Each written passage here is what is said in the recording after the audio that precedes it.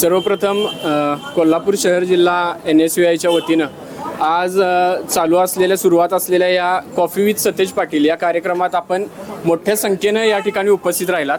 तुम्हा सर्वांचं मी या ठिकाणी स्वागत करतो. आणि हा उपक्रम अशा पद्धतीने आहे की आपल्या नवकल्पना काही असतील, आपले विचार असतील किंवा आपले काही प्रश्न असतील तर सरांशी तुम्ही फ्रीली टॉक करू शकता. तुमचं जे काही म्हणणं असेल, तुम्हाला कोल्हापूरच्या डेव्हलपमेंटविषयी किंवा तुमच्या मनात काही एखाद्या कल्पना असतील की बाबा हे इथं आपण इम्प्लिमेंट करू शकतो, तर हे तुम्ही मनमोकळेपणाने सरांसोबत शेअर करू शकता. आणि फक्त आता एकच विनंती आहे की जो कोण बोलणार असेल त्यांना हातात माईक घेऊन सुरुवात करू. म्हणजे सर्वप्रथम सर आपण नमस्कार. माझं नाव निलोफर अफरोज खाटिक, मी राहते उजगावला. आणि तुम्ही एवढ्यात वेळ काढून आमच्याबरोबर बोलण्यासाठी आलं, त्यामुळे खूप खूप धन्यवाद. ऐकण्यासाठी आलं. Thank you sir, thank you. माझा असा प्रश्न आहे की मी मतदात आहे. मी 2 वर्ष मतदान केले. आता जी न्यूज चालू आहे म्हणजे वोट चोरीची, ती न्यूज चालू आहे. मग मला असं म्हणजे जाणून घ्यायचं आहे की माझं मत कुणाला गेले त्यासाठी, आणि ह्या पण मशीनसाठी कुठली उपाययोजना करू शकतो आपण, असं त्यासाठी नाही. हे आता ह्याच्यामुळं एक संभ्रम अवस्था निर्माण झालेली आहे, कारण की इलेक्शन कमिशनच्या एकूण सिस्टीममध्ये काही लॅक्यून आहेत आणि त्या लॅक्युना समोर आलेल्या आहेत. राहुल गांधींनी त्या लॅक्युना दाखवलेल्या आहेत की एकाच माणसाचं नाव 2-3 ठिकाणी आहे. मॅन्डेट काय असतो, आता तुम्ही वर्गामध्ये इलेक्शन घेतली तर 60चा क्लास असेल तर 40 लोकांनी वोट केलं आणि 23 लोकांनी वोट केलं की तो जिंकला.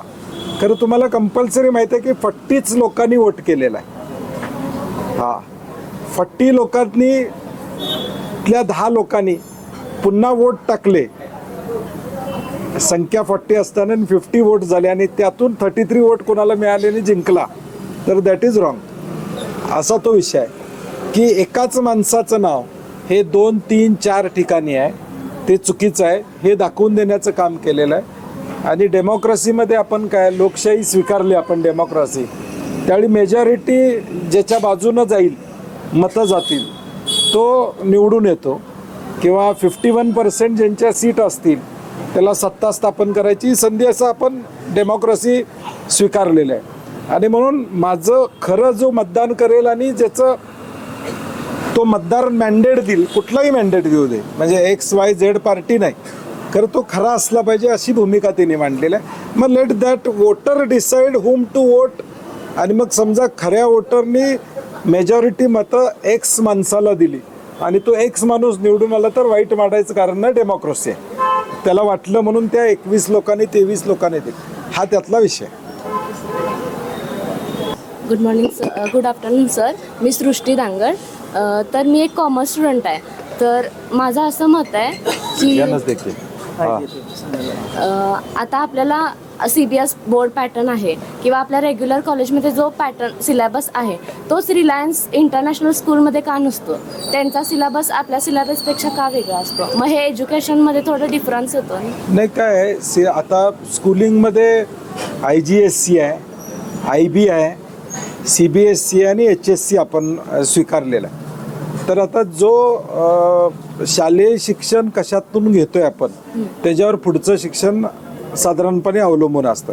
समजा आपण HSCचं घेतलं तर आता CBSEतला पॅटर्न आपण का स्वीकारलो आहे, तर नॅशनली तो त्याचा रिलेव्हन्स आहे म्हणून CBSचा. आता IB घेतल्यानंतरच्या अपॉर्च्युनिटी काय आहेत, म्हणजे रिलायन्सचं नाव घेतलं तर तिथं IB आहे, तर IB घेतल्यानंतरच्या अपॉर्च्युनिटीज फार कमी आहेत आणि तिथं जाणारा वर्ग आहे तो फ्युचर स्टडीजसाठी कुठं जातो हे आपण अभ्यास केला पाहिजे. त्यामुळे जनरलाइज करता येणार नाही. परंतु आता काय आहे की इंटरडिसिप्लिनरी मल्टीडिसिप्लिनरी कोर्सेस करता येतात आता. त्यामुळे तुम्हाला एखादा चांगला सिलेबस वाटला तर college can adopt that syllabus in your curriculum, म्हणजे काही चांगल्या गोष्टी. आता सॉफ्ट स्किल हे कधी आपल्या चर्चेत नव्हतं, परंतु गेल्या 10 वर्षात सॉफ्ट स्किल हे पार्ट ऑफ द सिस्टीम झालेलं आहे. म्हणजे तुम्हाला एखादा लेक्चर येतं, एखादं कंपल्सरी त्याच्यावर मार्क्स, आता त्याच्यावर क्रेडिट्स, आता UGC क्रेडिट्स देतं सॉफ्ट स्किलसाठी, हे आलं. तर जे गरजेचं आहे ते घेतलं पाहिजे असं माझं मत आहे. म्हणजे त्याचा आपल्या ह्याच्यात आय बीचा फार आपल्याला फायदा होईल असं मला वाटत नाही. तो एक क्लास वेगळा आहे, परंतु त्यातल्या काही चांगल्या गोष्टी असतील, मेथडॉलॉजी काही चांगली असेल तर ती आपण घेऊ शकतो. सर एक मी क्वेश्चन विचारू की आता जर त्यांना जो सिलेबस आहे, आता आम्ही मध्यमवर्गीय, आम्हाला ते कॉलेज किंवा ते स्कूल अफोर्ड करता येत नसेल तर ते शिक्षण आम्हाला सुद्धा मिळावं हे गरजेचं आहे. नाही, मी काय म्हणलं मग अशी अपॉर्च्युनिटी पुढं कशी असणार आहे ते बघितलं पाहिजे. कारण की आय बी झाल्यावर मी नेमकं काय करणार आहे ही क्लॅरिटी तिथं असली पाहिजे. मी मगाशी म्हणलं काय तर CBSE आपण आता सगळीकडे का स्वीकारावं लागलो आहे, तर CBSEतून पुढे गेल्यावर अपॉर्च्युनिटीज जे आहेत आपल्याला, मग नोकरीच्या अपॉर्च्युनिटी असतील, हायर एज्युकेशनच्या अपॉर्च्युनिटी असतील, की एंटरप्रेन्योरशिप स्वतःच्या पायावर तुम्हाला उभा राहायचं असेल तर तो बस आपला CBSE आणि HSA तो वर्ग फार कमी आहे. म्हणजे पर्सेंटेज वाईज बघितलं आपण आत्तापर्यंत 70 वर्षात HSC किंवा ह्याच बोर्डचं शिक्षण घेऊन आपण एक्सलन्स केलेला आहे. तर त्यातल्या काही चांगल्या गोष्टी घेता येतील. सगळंच्या सगळं घेणं सोयीचं आहे असं मला वाटत नाही, परंतु तुझ्या माहिती करता पहिल्यांदा माझ्याकडे प्रश्न आला आहे, असं कुणी विचारलेलं नाही मला. हां, त्यामुळे मी पण त्याचा नीट ॲनालिसिस करतो की त्यातल्या काही चांगल्या गोष्टी अडॉप्ट करता येतील. आणि आपल्या भारतामध्ये कसं आहे की आता आपण गोल्ड डायमंड वगैरे घेतोय तर त्याच्यावर फक्त 3% GST आणि एज्युकेशनवर 18% GST. आता तो पॉलिटिकल विषय आहे, मी पॉलिटिकल बोलणार नाही. कारण की मी आता एज्युकेशनच्या ह्याच्यामध्ये नाही म्हणजे मी काय मी तुमच्याशी संवाद साधताना, आता तुमचं 3रं कॉलेज आहे मी संवाद साधतो, मी पॉलिटिकल स्टेटमेंट कुठेही केलेलं नाहीत. कारण की मला तुमचं ऐकायचं आणि सरकार म्हणून राज्यकर्ते म्हणून काय वाटते हे तुमच्याशी बोलायचं. हे चुकीचं आहे की बाबा त्याच्यावर आलं. आणि सगळ्याच लोकांचा प्रयत्न चालू आहे की तो कमी करावा. हा प्रयत्न सगळीकडेच चालू आहे. कदाचित निर्णय त्याचा होण्याची शक्यता सुद्धा नाकार, परंतु तू म्हणते ते बरोबर आहे. सगळ्यांचा प्रयत्न चालू आहे की ते कमी झालं पाहिजे. Thank you sir. Good afternoon sir. नमस्कार सर. माईक घ्यायला लागेल ते. नमस्कार सर, मी नेहा नावलगी. आता सर आपल्या बाहेरच्या आता नॅशनल एज्युकेशन पॉलिसी सुरू केली आहे. आता आम्ही BCom 3rd इयर पासआउट होणार, पण आम्हाला जॉबची गॅरंटी नाही की आम्ही लगेच जॉब आम्हाला मिळेल. त्यासाठी सर आम्हाला कोणते स्किल्स ॲडॉप्ट करावे लागतात? आता कसं आहे की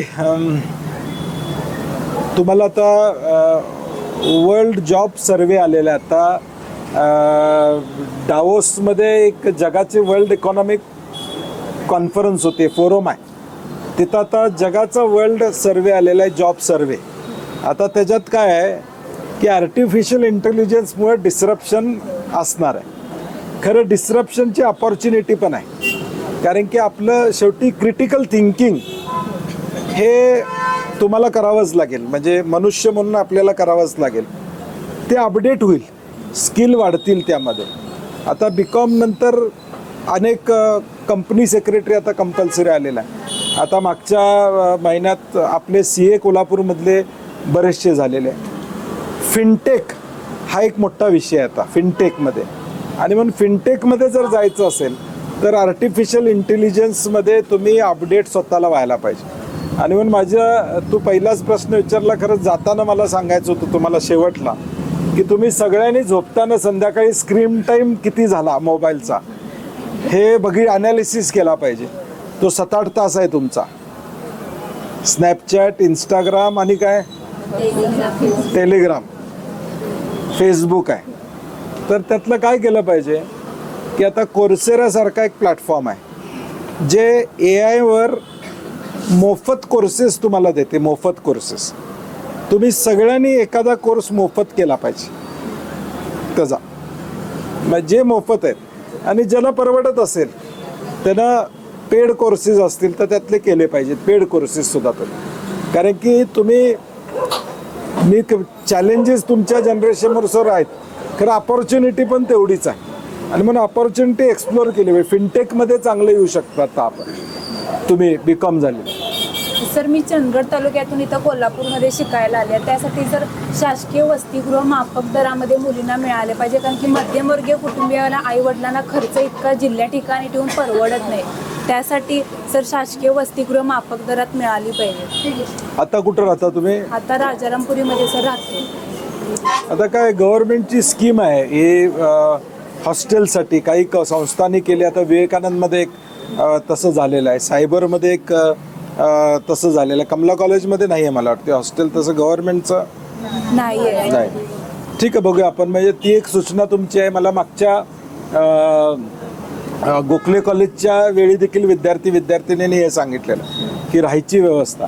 दुसरा त्यातला एक कन्सेप्ट काय, आता NEP आलं, मग अशी तू बोलली. NEPमध्ये काय आहे की स्टँड अलोन ऑटॉनॉमी आहे. आता आम्ही प्रयत्न काय केला पाहिजे राज्यकर्ते म्हणून की सगळ्यांनी शहरात न येता त्या त्या तालुक्यात तुम्हाला शिक्षणाची व्यवस्था चांगली मिळाली पाहिजे. हा आमचा प्रयत्न असला पाहिजे. उद्याच्या चंदगडमधल्या मुलामुलीला वाटलं नाही पाहिजे कोल्हापुरात यायला, मला तिथंच मिळालं पाहिजे एज्युकेशन. हा आमचा म्हणजे राज्यकर्ते म्हणून प्रयत्न असला पाहिजे.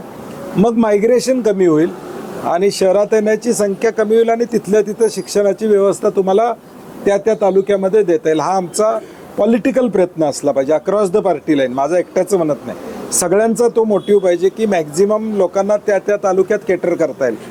आता गारगोटीमध्ये मौनी विद्यापीठ आहे, तिथं व्यवस्था आहे. किंवा इचलकरंजीमधला क्राऊड येत नाही, शिरोळमधला फार कमी क्राऊड येतो. गडिंग्लजमध्ये आता व्यवस्था चांगली झालेली आहे.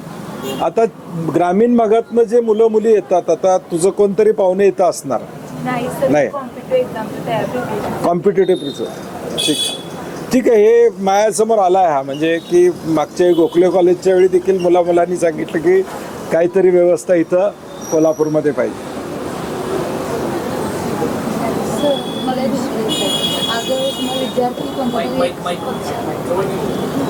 विद्यार्थी पक्षामध्ये म्हणजे एंट्री करणार असेल तर म्हणजे कोणत्या पक्षात आणि काय बघून कोणत्या पक्षात जावं असं मला वाटतं. काल परवा उत्तर दिले, आयडियोलॉजी बघून दिलं पाहिजे. आयडियोलॉजी बघून पक्ष तुम्ही निवडला पाहिजे. तो पक्ष सगळ्यांसाठी भूमिका काय घेतो, कारण की भारतात सगळ्या जाती धर्माचे सगळ्या पंथाची लोक आहेत. श्रीमंत, मध्यमवर्गीय, सामान्य माणूस, त्याच्याखालीचा वर्ग, असे सगळे लोक आपल्या देशामध्ये आहेत. देश आपला सिंगापूर आणि दुबई एवढा लहान नाही आहे. जॉग्रफी आपली काश्मीर टू कन्याकुमारी आहे. म्हणजे आपण नॉर्थमधनं आलो तर भाषा बदलत येते. काल सकाळी मी बिहारमध्ये होतो, तिथली भाषा वेगळी आहे. महाराष्ट्रात वेगळी आहे, साऊथला गेलो की आपली भाषा वेगळी आहे. तर या सगळ्यांना जोडणारा पक्ष असला पाहिजे, तो तुम्ही निवडला पाहिजे.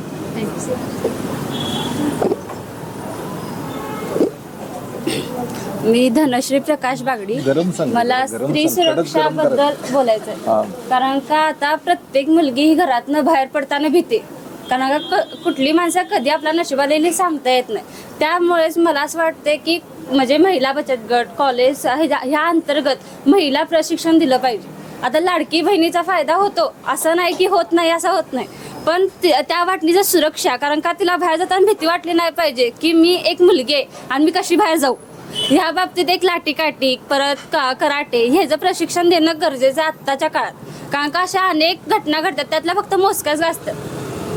नाही, संरक्षण आपलं स्वतःचं करता आलं पाहिजे याबद्दल दुमत नाही, परंतु यामध्ये काय सेन्सिटायझेशन महत्त्वाचं आहे. म्हणजे मुलांना त्या मुलाला आई आहे, रक्षाबंधनला 10 राख्या बांधलेल्या असतात त्याच्या हातावर, म्हणजे 10 बहिणी आहेत त्याला, बहीण म्हणून तो त्यांना तिचा स्त्री म्हणून सन्मान करतो. दुसऱ्या बाजूला दुसरीचा काय. तर यात काय आहे की सेन्सिटायझेशन म्हणजे मुलांना समजावून सांगणे हे अत्यंत यातलं महत्त्वाचं आहे. कारण की शेवटी किती आपण संघर्ष करायचं ठरवलं तरी पुढचा माणूस कसा आहे त्याच्यावर अवलंबून सगळं आहे. ते तुझं म्हणणं बरोबर आहे की आपण तयारी असलीच पाहिजे. कुठल्याही संकटाला तुम्ही मुलींनी सामोरं गेलं पाहिजे हे आहे. आणि तुम्ही आता क्राईम बघितले हे मुलींचे आणि महिलांचे, 90% क्राईम ऑफिशियल रेकॉर्ड हे ओळखीच्या माणसानं केलेले आहेत, अनोळखी नाही आहे. म्हणजे कदाचित ते आकडेवारी 94% वगैरे असेल. आता माझ्याकडे 2022 NCRB असतो, नॅशनल क्राईम रिपोर्ट ब्युरो, देशाचा रिपोर्ट असतो, त्यामध्ये जवळजवळ 94% आहे. म्हणजे 90% तुमचा मित्र असतो, आत्तेभाऊ असतो, मामेभाऊ असतो, किंवा कोण ना कोणतरी भावाचा मित्र असतो किंवा ओळखीचा ज्याचं कॉलेजमध्ये असतो. तर यात काय की पूर्वी थोडं मुलगा आणि मुलगी भेटले तर लोक चर्चा करायचे, अरे हे काय फिरायला लागलेत. आता नाही, ते आता मित्र म्हणून ॲक्सेप्टन्स सोसायटीनं पण केलेला आहे. किंवा मुलगा आणि मुलगी चहा पीत बसले तरी मित्र आहेत, हे ॲक्सेप्टन्स आता सोसायटीनं बऱ्यापैकी केलेलं आहे. परंतु त्याचा गैरअर्थ जो काढला जातो म्हणजे मुलांच्याकडून, त्याला समजावून चांगलं सेन्सिटाईज म्हणजे त्याला हेच करणं, सांगणं किंवा तू असं वागलं नाही पाहिजे. कारण की किती दिवस आपण लाटी काठी किंवा हे करणार. माणूस म्हणूनच तो वागला पाहिजे हेच सांगणं गरजेचं असं माझं मत. पण प्रत्येकाची मानसिकता आपण नाही बदलू शकत ना. आता कसं आहे बेटा, 1% हा वर्ग प्रत्येक व्यवस्थेमध्ये तसा असतो. 99% अनुभव चांगले असतात, 1% अनुभव कुठं ना कुठं तरी हा येतो. आता ही ऑनगोईंग प्रोसेस आहे, कंटिन्युअस प्रोसेस आहे की हे कंटिन्युअस करत राहायला लागेल. त्या मुलांना समजावून सांगत जावं लागेल की जेंडर इक्वॅलिटी आहे, तू मुलीचाही सन्मान केला पाहिजे, तू आईचा करत असशील, बहिणीचा करत असतील तर त्यांचाही कर. हे कंटिन्युअस ती ऑनगोईंग प्रोसेस आहे, वर्ल्ड वाईड आहे. म्हणजे आपल्या कोल्हापूरपुरतं, महाराष्ट्रापुरतं, देशापुरतं नाही, तर हे वर्ल्ड वाईड फिनॉमिना. आणि थँक्यू कोल्हापुरात निर्भया पथकाची संख्या वाढवल्याबद्दल. इकडे दे नाही, ते रेकॉर्डिंग होते त्याला म्हणून घेतो. गुड आफ्टरनून सर, मी श्रेया कमला कॉलेजमध्ये शिकते. मी एक NCC कॅडेट आहे आणि माझा प्रश्न असा आहे की तरुणांना समाजकार्यामध्ये सक्रिय होण्यासाठी काही प्रेरणादायी कार्यक्रम राबवता येतील का? आता काय, प्रत्येकानं राजकारणात येऊनच काम करायला पाहिजे असं नाही. सिव्हिल सोसायटी महत्त्वाची असते आणि सोसायटीमध्ये काम करत असताना तुम्ही स्वतः देखील अनेक गोष्टी करू शकता. पहिलं सगळ्यात महत्त्वाचं आपल्याकडे काय, सिव्हिक सेन्स. म्हणजे आता आम्ही चॉकलेट घातलं की पेपर रस्त्यावर टाकून देतो, घरात टाकत नाही, आई असतेच तिथं उभारलेली. सिव्हिक सेन्स महत्त्वाचं आहे, डिसिप्लिन महत्त्वाचं आहे. त्यामध्ये समाजकारण होऊ शकतं. तुम्ही विद्यार्थी एकत्र येऊन, अनेकदा शाळेमध्ये एखादा गरीब विद्यार्थी असेल, विद्यार्थिनी असेल, तिचे आई वडील नसतील तर त्याला मदत करतो आपण. हे समाजकारण म्हणजे काय, ॲक्च्युली काय समाजकारण म्हणजे काय, तर समाजासाठी आपण काहीतरी करणं याला समाजकारण म्हणतो. मग ते कुठल्याही बाबतीत असू शकतं. तुम्ही एखाद्या जिला परवडत नाही अशी मैत्रीण आहे, तिला तुम्ही पुस्तकं गिफ्ट देणं, हे सुद्धा समाजकारणच आहे. शेवटी एम्पथी पाहिजे, एम्पथी आपल्या मनामध्ये पाहिजे की मला काहीतरी चांगलं करायचं आहे, त्याला समाजकारण म्हणतो. त्यामुळे तुम्ही चूज करू शकता, वेगवेगळे गोष्टी चूज करू शकता. एक दिवस तुम्ही NCC म्हणून तुम्ही राजारामपुरीच्या कॉर्नरचं ट्रॅफिक मॅनेजमेंट करू शकता. तुम्ही आठवड्यातनं किंवा महिन्यातनं एक दिवस तुम्ही ठरवा तुमच्या सरांना सांगून की आम्ही सकाळी 2 तास ट्रॅफिक मॅनेजमेंटसाठी सगळेजण थांबणार, लोकांना शिस्त लावणार, जे स्ट्राईप्स आहेत त्याच्या मागं उभा राहायला सूचना देणार. हे पण समाजकारणाचा एक भाग आहे. आता आम्ही NCC कॅडेट आहोत, आम्हाला ती एक ऑपॉर्च्युनिटी मिळते, पण आमच्या कॉलेजमध्ये अनेक विद्यार्थिनी आहेत ज्या सहभागी होत नसतील आणि तो अवेअरनेस तेवढा क्रिएट होत नाही. मग त्यासाठी काय केलं पाहिजे? त्याला काय, आपण मी ज्या सोसायटीत राहतो त्या सोसायटीसाठी मी काहीतरी देणं लागतो. हे आता कसं आहे, यातनं थॉट प्रोसेस तयार झाली पाहिजे. अनेक चांगले लेक्चर झाले की प्रेरणा मिळते आपल्याला, किंवा मी पण काहीतरी चांगलं केलं पाहिजे असं वाटतं.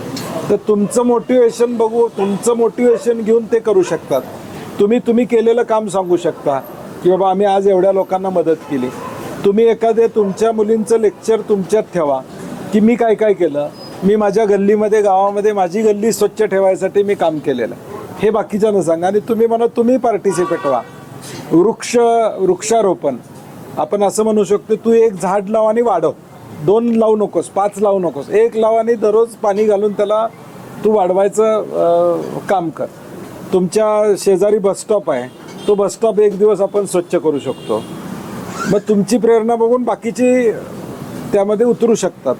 हे मोटिवेशन द्यायला पाहिजे. सगळेच करतील असं नाही, म्हणजे सगळेच करणार असं काय म्हणता येणार, परंतु किमान एक आपण उदाहरण लोकांच्या समोर तुम्ही ठेवू शकता आणि बाकीच्यांना प्रेरित करू शकता. Thank you sir. Hello sir, Sanamulla. मी एक कमला कॉलेजमध्ये स्पोर्ट्स पर्सन आहे. तर आम्ही मॅचेसला इतर सिटीज किंवा स्टेट्समध्ये जातो. तर आम्ही तिथं असं ऑब्झर्व करण्यात आलं की बारामती आणि पुणेसारखे सिटीज थोडे डेव्हलप्ड आहेत, तिथले रोड्स थोडे डेव्हलप्ड आहेत किंवा तिथं क्लिनलीनेस खूप आहे. तर मग ते आपल्या कोल्हापुरात का नाही, इवन दो ही शाहू नगरी आहे तरी. आणि until when we can assume that India Kolhapur can develop at that level. आता कोल्हापूर काय आहे, जवळजवळ 450-500 किलोमीटरचे रोड कोल्हापूर सिटीमध्ये आहेत, फक्त सिटीमध्ये. आता गव्हर्नमेंटचा फंड ज्यावेळी येतो, आता त्यात पण मी टीका करणार नाही, गव्हर्नमेंटचा फंड येतो त्यावेळी फेज वाईज तो येतो. आता फेज वाईज ज्यावेळी पैसे येतात ते कामं व्यवस्थित झाली पाहिजेत, ही आमच्या राज्यकर्ते म्हणून आमच्या सगळ्यांची जबाबदारी आहे. आणि ते इन्फ्रास्ट्रक्चर एकदाच पैसे येतात ते चांगलं झालं पाहिजे, हा प्रयत्न आमचा सगळ्या राज्यकर्त्यांचा असला पाहिजे. दुर्दैवानं ते होत नाही आणि त्यामुळे प्रॉब्लेम येतात. बाकी पुण्याला वगैरे काय की फंडिंग एवढं मोठं आहे की तेवढं फंडिंग आपल्या कोल्हापूरसारख्या स्मॉल सिटीला, कारण की आपली लोकसंख्या 5.5 लाख आहे ऑफिशियली लोकसंख्या. फ्लोटिंग पॉप्युलेशन, आता तू आली असं कोण कोण, आता ते लोक 1 लाख लोक दररोज येतात कोल्हापूरमध्ये. किती? हां, नोकरीसाठी येतात, कॉलेजसाठी येतात, दवाखान्यासाठी येतात, कोर्टासाठी येतात, वेगवेगळ्या कामासाठी जिल्ह्यातनं 1 लाख लोक किमान दररोज येतात. त्यामुळं फेज वाईज चालू आहे की रस्ते करायचं, एकाच वेळी काहीतरी यायला पाहिजे निधी आणि मग एकदा रस्ते पूर्ण व्हायला पाहिजेत, तर थोडं आपलं सोल्युशन व्यवस्थित होईल असं मला वाटतं. तरी सर कधीपर्यंत अज्युम करू शकतो की होईल असं? आता काय मला काय मी कारण हल्ली आता रोड्समुळे ऍक्सिडेंट खूप होतात, त्यामुळे मी काय मी तुमच्यावर बोलताना पॉलिटिकल टीका वगैरे करायचं नाही ठरवलंय मी. त्यामुळं म्हणजे हा मला प्रोग्राम पॉलिटिकल करायचा नाही आहे. म्हणजे आय डोंट वॉन्ट, तुम्ही आलाय मला काय मी काँग्रेसचा आहे म्हणून आलेलं नाही किंवा मी पॉलिटिशियन आहे म्हणून मला तुमच्याशी गप्पा मारायचे, तर ते वेळ लागेल, प्रयत्न झाला पाहिजे सगळ्या बाजूने. म्हणून मी मगाशी म्हणलं राज्यकर्ते म्हणलं त्यावेळी मी सर्वपक्षीय त्याचा उल्लेख केला, मी असं कुणाला बोर्ड दाखवलं नाही. तर थोडा वेळ लागेल, प्लॅनिंगमध्ये हळूहळू काही गोष्टी होतात. काय होतं, शासनाकडून सुद्धा फंड मिळताना एका वेळी एका शहराला पैसे मिळत नाही. ज्यावेळी तिथं 100 रुपये असतात त्यावेळी ते सगळ्या शहरांना डिस्ट्रीब्यूट करतात. आता प्रत्येकाची राजकीय ताकद पाहिजे तो आणायचा.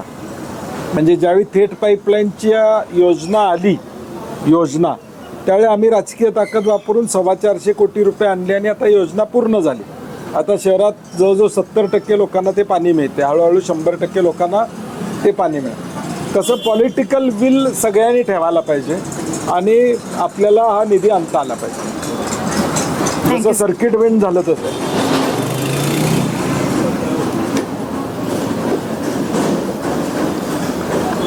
सर, माझं नाव भक्ती मंगेश उतरंडे आहे. माझा प्रश्न आहे की आम्ही आता महाविद्यालयातील विद्यार्थिनी आहोत. आता मला जर स्वयंरोजगार निर्माण करायचा असेल तर त्यासाठी भांडवलाची आवश्यकता असते. मग सरकारी योजना असतील पण त्याची माहिती आमच्यापर्यंत पोहोचतच नाही. आता कसं आहे, लेटेस्ट फॅशनमध्ये काय आलं कळते की नाही आपल्याला, आता सगळं ऑनलाईन आहे. म्हणजे आता योजना, स्कीम्स सगळं तुम्हाला ऑनलाईन माहिती मिळू शकते. म्हणून मी मगाशी पहिला जो प्रश्न मगाशी शेवटला सांगायचा होता तो मगाशी सांगितला, तुम्ही स्क्रीन टाईम आपला ॲनालाइज केला पाहिजे. आणि दररोज माझ्या दिवसातल्या 8 तासातला स्क्रीन टाईम असेल. मी मागच्या वेळी मुलींशी बोलत होतो गोखले कॉलेजचे, मी म्हटलं तुमचे 2-3 तास स्क्रीन टाईमवर जातात. तर एक म्हणली काका 2-3 तास नाही 8 तास जातात. मग मला कळालं की बेंचमार्क कळाला 8 तासाचा, तर मग 6 तास असतील. तर त्यातलं 1 तास आपल्याकडं सुदैवानं इंटरनेट एवढं स्वस्त आहे, एवढं जगात कुठेही स्वस्त नाही. कारण की त्यांना सुद्धा मार्केट पेनेट्रेट करायचं आहे, त्यांना इंटरनेट कंपन्यांना सुद्धा तुम्हाला एडिट करायचं आहे. ते वाढवतील 5-10 वर्षानंतर त्याचे दर, परंतु आत्ता वाढवणं, आत्ता मग त्याचा फायदा आम्ही कसा घ्यायचा, अपॉर्च्युनिटी आहे. तर त्यातलं 1 तास तुम्ही हे सगळं काढलं पाहिजे, लिहून ठेवलं पाहिजे की मला कुठल्या कुठल्या योजना लागू होतात, कुठल्या कुठल्या गोष्टीत मी बसू शकतो. स्कीम्स गव्हर्नमेंटनं, सेंट्रल गव्हर्नमेंट असू दे, स्टेट गव्हर्नमेंट असू दे, कुठल्या स्कीम्स डिक्लेअर करतं. मला बँकांना मॅन्डेट असतो की 50% पैसे कशावर खर्च करायचा, बँकांना सगळ्यांना RBIनं मॅन्डेट दिलेला आहे. तुम्ही बँका डिपॉझिट कुणाकडनं गोळा करतात? सगळ्यांच्याकडनं, म्हणजे सामान्यांपासून मोठ्यापर्यंत. तर 50% त्यांचा पोर्टफोलिओ हा लहान लोकांना कर्ज देण्यासाठी कंपल्शन आहे, हे आपल्याला माहीत पाहिजे. आता हे काय आहे, आता पूर्वी कसं होतं, आपण लेक्चरला बसायचो, वर्तमानपत्र वाचायचो, आपल्याला माहिती मिळायची. आता तुमच्या हातात हे शस्त्र आहे ना, त्याचा तुम्ही त्याचा वापर कसा करताय त्याच्यावर या सगळ्या माहिती तुला मिळू शकते. पण सरकारी ॲप सर सारखं त्याचं सर्व्हर डाऊनच असतंय, माहिती अशी मिळतच नाही त्यावर. नाही, सर्व्हर डाऊन कधी असतो? एबीसीचा फॉर्म भरायचा असतो, दाखले असतात, ज्यावेळी त्याच्यावर फार हे येतात, म्हणजे एकाच वेळी. आणि आपण काय करतो, एबीसीचा फॉर्म भरायची तारीख 15 ऑगस्ट असली की 14 तारखेला आम्ही सगळे जागे होतो. त्या 15 दिवसाचा विंडो असतो, त्यात आम्हाला अनुभव आहे की शेवटच्या दिवशी सगळे जागे होतात आणि मग सर्व्हरवर लोड येतो. तर असं नाही होत की सगळेच सर्व्हर डाऊन असतात, असं नाही, माहिती मिळू शकते. थँक्यू. तर माझ्या मैत्रिणी जसं म्हणले की महिला सुरक्षेसाठी काहीतरी आपण उपाययोजना केल्या पाहिजेत. बाहेरच्या इतर देशात बघितलं की कसं म्हणजे कायदा सुव्यवस्था एकदम असं हे आहे, कडक शिस्त पद्धत आहे. असं आपल्या भारतामध्ये म्हणजे असं नाही, महाराष्ट्रात भारतामध्ये कायदा कडक आहे, त्याला महिलांचे कोर्ट वेगळे आहेत. तर पालन होत नाही, असं सुटतात, लगेच सुटतात जामीनवर. नाही, लगेच सुटत नाहीत. बऱ्याचदा प्रॉब्लेम काय होतो की जे तक्रारदार असतात ते तक्रारदार बरेचदा जाऊ दे, कुठं कोर्टात केस लांबवत बसा, कॉम्प्रोमाइज होतं. नाहीतर शिक्षा बऱ्याच अंशी शिक्षाही होते. आणि आपल्यात आता या अशा केसेसला चार्जशीट किती दिवसात फाईल करायची, हे जे नॉर्म्स आहेत, महिलांच्या अत्याचाराच्या केसेस दर 15 दिवसानं रिव्ह्यू घेतला पाहिजे कंपल्सरी. त्या केसेस स्टँड झाल्या का नाही, स्पेशल प्रॉसिक्युटर नेमले का नाही, हे सगळं रिव्ह्यू कंटिन्युअस, म्हणजे सत्ता कुणाची आहे त्याची संबंध नाही, गव्हर्नन्स म्हणून घेतला जातो. परंतु ज्यात सुटलं जातं त्यावेळी थोडा हा एक अँगल असतो.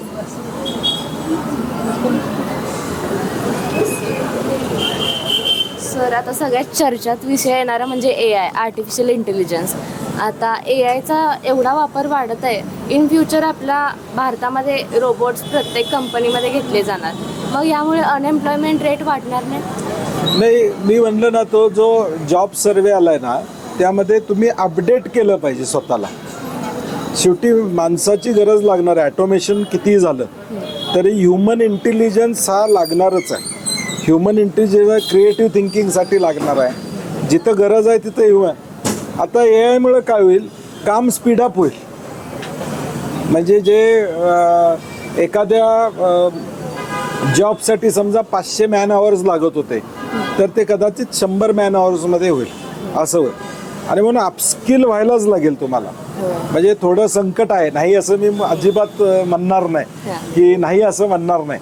थोडं आपल्याला टेन्शन आहे, परंतु अपस्किल आपण करावंच लागेल. प्रत्येक गोष्टीत आपल्याला अपग्रेड करावं लागेल. आणि सर, जे आपले आदरणीय मोदीजी आहेत त्यांनी सांगितले की 2047 पर्यंत आपला भारत देश आर्थिकदृष्ट्या एकदम चांगला असणार आहे. पण जर आपण इंटरनॅशनल लेवलला विचार केला तर फॉर एक्झाम्पल अमेरिकामध्ये कसं असतं की स्कूल असतात, 5 किलोमीटरच्या एरियामध्ये एक स्कूल, मग त्यामध्ये कोणता पण मुलगा असू दे तो त्याच स्कूलमध्ये जाणार किंवा त्याच कॉलेजमध्ये जाणार, आणि सगळ्यांना सिलेबस वगैरे सगळं सेम, आणि शिक्षणही मोफत असते. मग आपल्या इथं तसं का नाही, शिक्षणाला नाही. जास्त काय आपण 6% वर एज्युकेशनवर खर्च करत नाही. तो खर्च वाढला पाहिजे. परंतु आता कसं आहे, देशाला ज्यावेळी स्वातंत्र्य मिळालं त्यावेळी देशाची लोकसंख्या 30-40 कोटी होती. आता ती 130 कोटीवर पोचलेली. त्यावेळीच्या लोकांची प्रायोरिटी काय होती, पाणी सगळीकडे पोचवणे, रस्ते सगळे वाड्या वस्त्यावर पोचवणे, आरोग्याच्या सुविधा सगळ्या. आता तुम्ही चंदगडला प्राथमिक आरोग्य केंद्र झालं, म्हणजे हे पूर्वी CPRला यायला लागायचं. तर आरोग्य आणि शिक्षण हे जिल्हा परिषदच्या शाळा त्यावेळी झाल्या. आपलं चुकलं कुठं, महापालिकाने जिल्हा परिषदच्या शाळांमधली क्वालिटी आपण ठेवू शकलो नाही. एकाचा दोष नाही, तर आपण ठेवू शकलो नाही. त्या जर चांगल्या शाळा राहिल्या असत्या तर मग प्रायव्हेटला स्कोपच मिळाला नसता आणि फीचा विषय राहिला नसता. तरी देखील आता जवळजवळ 4000 कोटीच्या वर रुपये हे शिष्यवृत्तीसाठी खर्च करते स्टेट गव्हर्नमेंट. म्हणजे आता मुलींचं शिक्षण फी गव्हर्नमेंट देतं, तर ह्या सगळ्या गोष्टीसाठी खर्च करतं. अमेरिकेची तुलना आपली होऊ शकत नाही, कारण की प्रचंड प्रगत असणारं राष्ट्र आहे. त्यांची इकॉनॉमी आणि आपल्या इकॉनॉमीमध्ये प्रचंड फरक आहे. परंतु आपण एक मान्य केलं पाहिजे की फूड ग्रेन्समध्ये आपण डिपेंडंट नाही. म्हणजे आता तुमच्या वडिलांना विचारलं किंवा आजोबांना विचारलं, मिलेट पूर्वी आणला गेला होता कारण की फूड ग्रेन्स नव्हते आपल्याकडे खायला. आता किमान 50 वर्षामध्ये काय आपण we are sustained on your food grains. म्हणजे भूकबळी आपल्या देशात नाही आहे, प्रत्येकाला खायला अन्न मिळते, एवढं आपण तेवढं अचीव केलेलं. आणि आपली जॉग्रफी मोठी आहे, पॉप्युलेशन मोठं आहे, त्याला हळूहळू म्हणजे प्रत्येक सत्तेत येणारा माणूस काही ना काही करण्याचा प्रयत्न करतोय. त्याला वेळ लागेल, एका मिनिटात ते होणार नाही. सर आता थोड्या दिवसापाठीमागच न्यूज आली होती पेपरला की अमेरिकेनं आपल्या भारतावर 50% टॅरिफ लावला, रेसिप्रोकल टॅक्स लावला. हां टॅरिफ लावला. तर यासाठी आपण काय करायला पाहिजे? आता ते प्रोडक्शन आपल्या भारतातच करायचं म्हटलं, फॉर एक्झाम्पल आपल्या भारतात सिटी स्कॅनिंगच्या मशीन येतात, पण ते आपण इम्पोर्ट करतोय ना, तर त्याचं एज्युकेशन आपल्या इंडियामध्येच मिळावं, इंडियामध्येच तयार व्हावं, म्हणजे आपल्याला टॅरिफ देण्याची पण गरज लागणार नाही असं वाटतं. आता अमेरिकेचे राष्ट्राध्यक्ष रेसिप्रोकल टॅक्स लावून ते टॅक्स टेररिझम त्यांनी जगभरात आणलेलं आहे. म्हणजे पूर्वीचं होतं, बरं त्यांचं म्हणणं काय आहे की आमचे जे प्रोडक्ट भारतात जातात त्याला तुम्ही 120% टॅक्स लावलाय किंवा 50% टॅक्स लावलाय, म्हणून तुमचे जे प्रोडक्ट येणार त्याला आम्ही टॅक्स लावणार. परंतु त्यांचे प्रोडक्ट जर भारतात आम्ही कमी टॅक्सने घेतले तर आमच्या शेतीवर परिणाम होऊ शकतो, त्याचा बाकीच्या आमच्या इंडस्ट्रीवर, ॲग्रिकल्चरवर त्याचा परिणाम प्रामुख्याने होऊ शकतो. कारण की तिथं मास प्रोडक्शन आहे प्रत्येक गोष्टीचं. तिथं शेती किती आहे? 10,000 एकराची शेती एकाची, म्हणजे मनुष्यबळ कमी लागतंय आणि मशिनरीवर आधारित फार्म इक्विपमेंट्स आहेत, त्यामुळं कॉस्ट ऑफ प्रोडक्शन ही त्यांची कमी आहे. त्यामुळं ते म्हणतात की आता आपण GM सीड्स म्हणतो, ते GM सीड्स आपण घेत नाही आपल्याकडं, तर ते म्हणतात तुम्ही आमचे घ्या.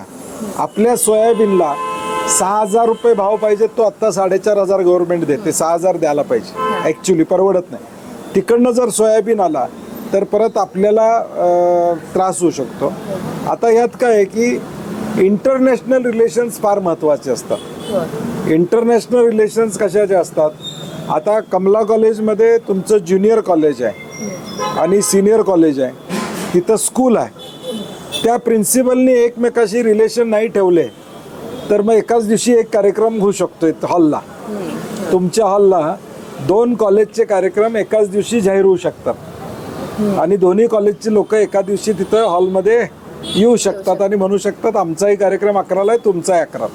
तर हे कोऑर्डिनेशन त्या 2 प्रिन्सिपलनी ठेवलं तर मग तुमचा कार्यक्रम उद्या घ्या, माझा आज घ्या, हे उदाहरण मी देतो. तसं इंटरनॅशनल रिलेशन्समध्ये आपण कुठं कमी पडलोय का अशी शंका येते. म्हणजे इंटरनॅशनल रिलेशन जे मेंटेन करायला लागतात, कारण की शेवटी जगामध्ये व्यापार हा मेन आहे. म्हणजे ट्रेड हा पहिला आहे, मग नंतर कल्चर येते, मग नंतर एन्व्हायरमेंटची प्रायोरिटी येते, मग बाकी टुरिझम हे नंतर आहे. पहिलं ट्रेड आहे. त्यामुळे ट्रेडचे रिलेशन्स आपण कुणाकुणाशी बिघडता कामा नाही कधी.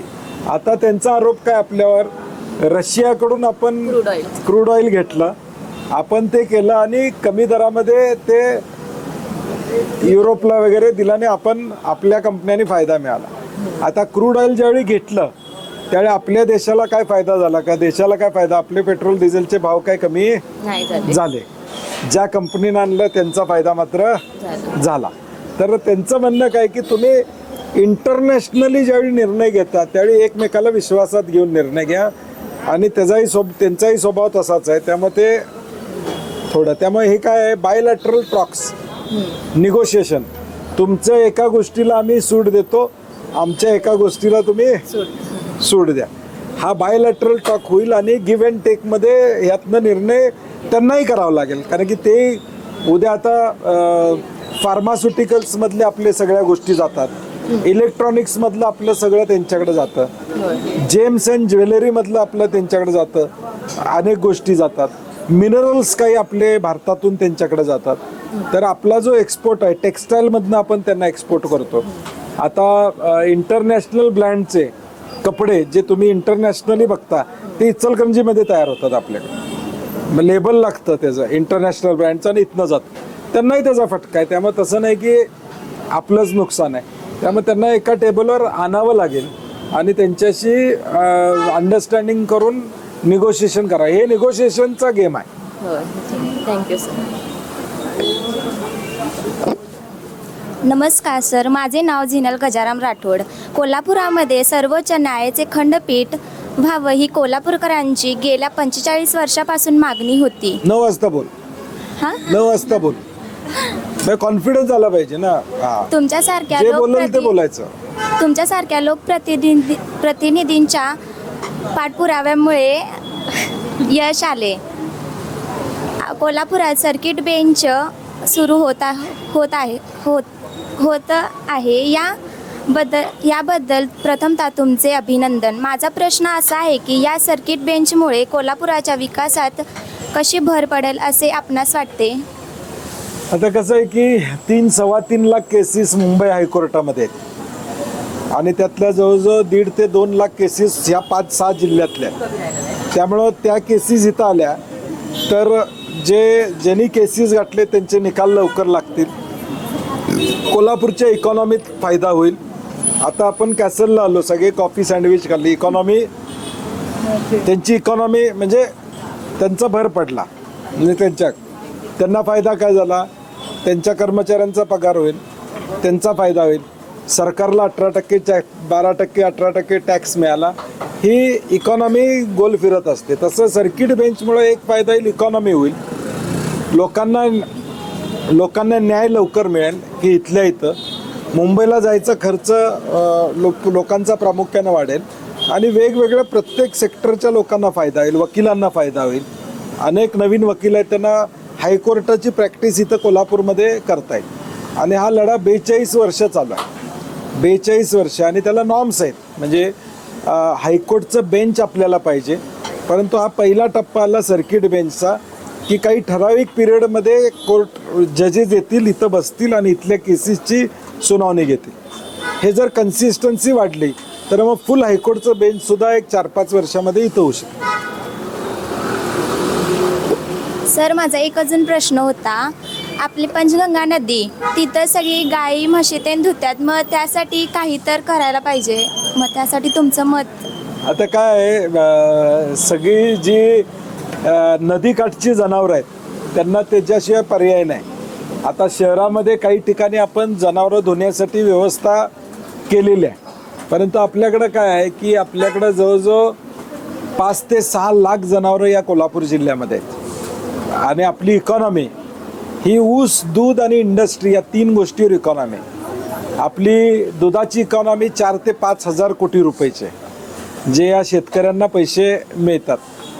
आता त्याला प्रत्येक ठिकाणी काहीतरी धुण्याची व्यवस्था करावी लागेल, प्रत्येक ठिकाणी. खरं ते पण कुठनं येणार आणि कुठं करणार? आता राजाराम तलावावर धुवू नयेत म्हणून तिथं व्यवस्था करा लागलो आहे. कळंबा तलावात होऊ नये म्हणून करा लागलो. आता फ्लोईंग वॉटर नदीचं आहे, तिथं काही व्यवस्था करता येते का बघितलं पाहिजे. खरं फार मोठा जॉब आहे तो.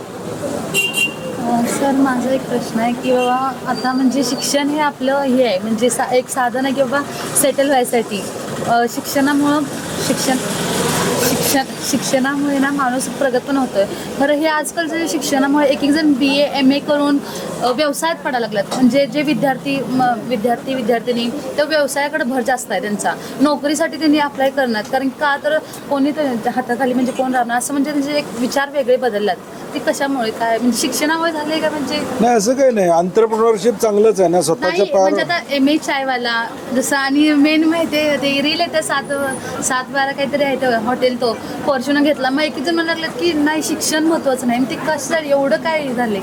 नाही, आता काय आहे, तुम्ही इंस्टाग्रामच्या रील्सवर किती इन्फ्लुएन्स व्हायचं हे तुम्ही विचार केला पाहिजे. म्हणजे तो काय ते खरं आयुष्य नाही आहे. ते पण आहे. त्यामुळं त्याच्यावर किती, म्हणून काय म्हणतं की तुम्ही ते तुमचं आयुष्य नाही आहे. शेवटी त्याच्यावर इन्फ्लुएन्स होऊन त्याचा पर्सेंटेज 0.01% आहे की अशा सक्सेस स्टोरीज असण्याचा. तोच म्हणजे आपला आयुष्याचा सक्सेसफुल प्लॅन आहे असं म्हणून चालणार नाही. तरी सांगताना पण सांगतात की नाही बिझनेस करा, शिक्षण शिकू नका. नाही, बिझनेस केलं पाहिजे, शिक्षण शिकू नका असं नाही. तुम्हाला शिकावंच लागेल. विदाउट एज्युकेशन नाही, तुम्हाला शिक्षणाचं ज्ञान लागेलच. तो काळ गेला आता. आणि सर रस्त्याची जरा एक म्हणजे ते सांगी मगाशी उत्तर दिलं. हा म्हणजे कसं आहे येताना जाताना पण खूप म्हणजे त्रास सहन करायला लागतो. त्यामध्ये जरा उपाययोजना Yes, करावी yes. असं वाटतंय आम्हाला. बाकी थँक्यू.